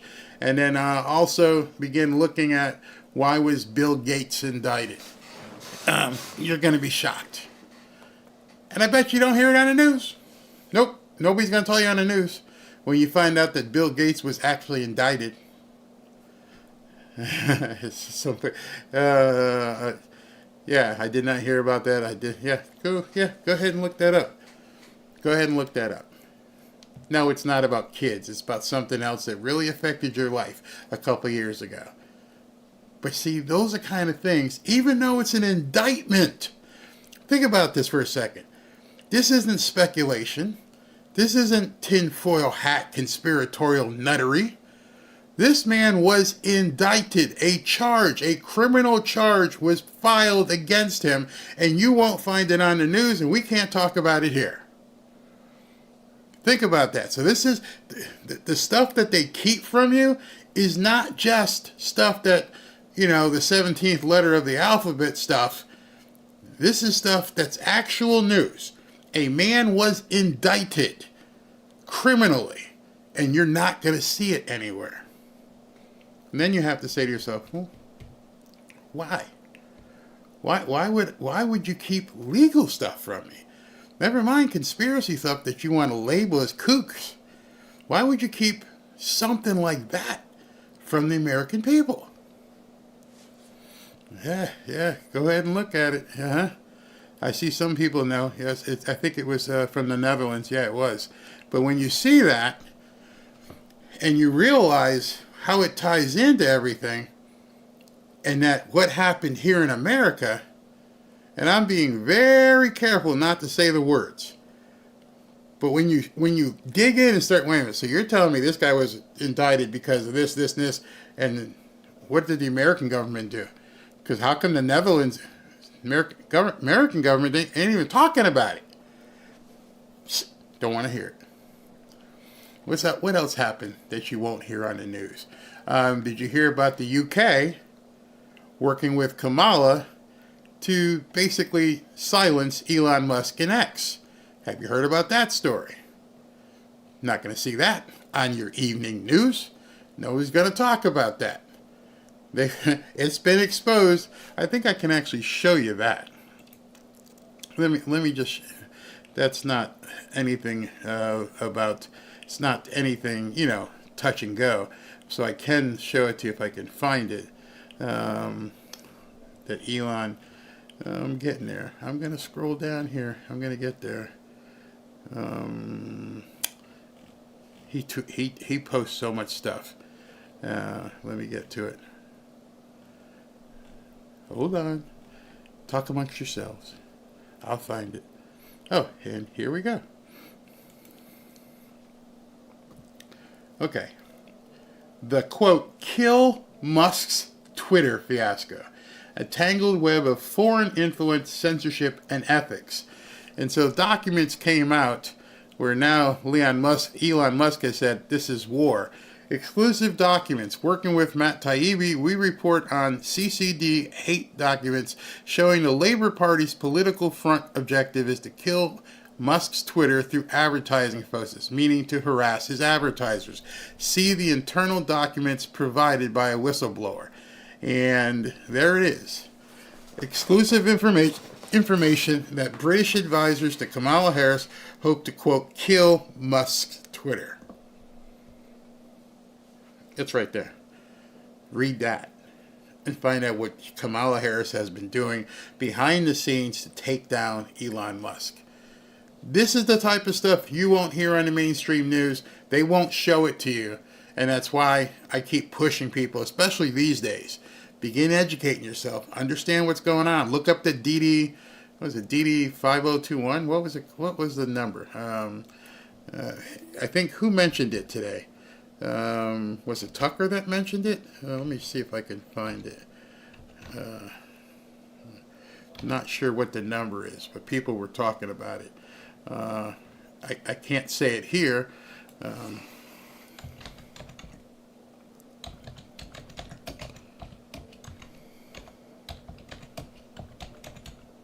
Hold on. Let me see if I can find it. Yeah, there it is. Okay, there it is. All right. Start digging into this. Know what you're about to get into. Know what you're about to get into. The most chilling headline you need to see before the election. DoD Directive 5240.01 has now allowed the military to do that. I think it was Tucker who talked about that. Did you know about that? That's just 4 stories. That's just like 4 stories I just brought up. Bill Gates, this authorization, the Abercrombie and Fitch. You need to start seeing what's going on, and you're not getting it on the news whatsoever. YouTube is denying BGB. Yeah, they don't want people to talk about it. And he's not going to go overseas. He just, yeah. And the same guy who got indicted just gave $50 million to Kamala. Think about that. Why would he have given Kamala $50 million? Well, maybe he's betting. He's his own poly market at this point. He's betting that she gets elected, so all his other stuff just goes under the table. She can shut down any investigation. So when James Carville and all these people are like, oh, they're going to put us in jail, dude, there's an arrest warrant for that dude. There's another country that I don't know what our reciprocal law is with them, but they've indicted him, and he's sitting here. And so he's given Kamala $50 million, so if she gets, installed, he'll feel safe. So James Carville is right, because more and more of these people, the dominoes are starting to fall. Excuse me. So be careful with that. All right, I'm going to get out of here because I've been here for 3.5 hours, and y'all been here for 3.5 hours. Thank you. Let's go ahead and read the super chats, because that's what I do here at the end, because I love my peoples. I loves my peoples. All right, so let's go here. Boom, and let me go back to the top. All right, so where's my page? All right. From the top, Lisa Ramos. Hi from the Georgia rally. Oh, you're there. Awesome. Always a great day with you, Barry. What's up, Big Cat? Renee Anderson. Thank you, Barry. Being here at Family Watch always with great truth. Thank you very much. No rest. No, man, this man is... Nope. There's no rest when you're dealing with this guy. I mean, he's 78. I got to run with him. Georgia Butney, thank you very much. Ray Smith, thank you for all you do us, Barry. I enjoy watching you and the information you show and share. Thank you. Too soon to pop champagne. Yeah, we'll do that. Barry, Sandy, how can candidates for Erie County, New York Supreme Court Justice, blah, blah, blah, at same time, 4 choices, vote for 4? How can candidates for Erie County, New York Supreme Court Justice be Dem? Oh, okay. That's your local election for you. Not really sure. Arizona one guy. Thank you, sir. Tucker rocked it. It was exactly how I feel. As Americans, we got to stand up. If we do not, our constitutional republic is doomed. Daddy's coming home and he's pissed as hell. Rated R. We don't need a effing M&M for endorsement to speak truth for power. Did you see? They gave Lizzo $2.3 million for her to come up and say a couple words? Burning through cash. Susan Louderback, this rally is incredible and truly renews my hope. However, I'm worried about Trump. You should be. Tulsi, JD, Charlie, RFK, and Elon. It's unpredictable what or who might be targeted next. Indeed.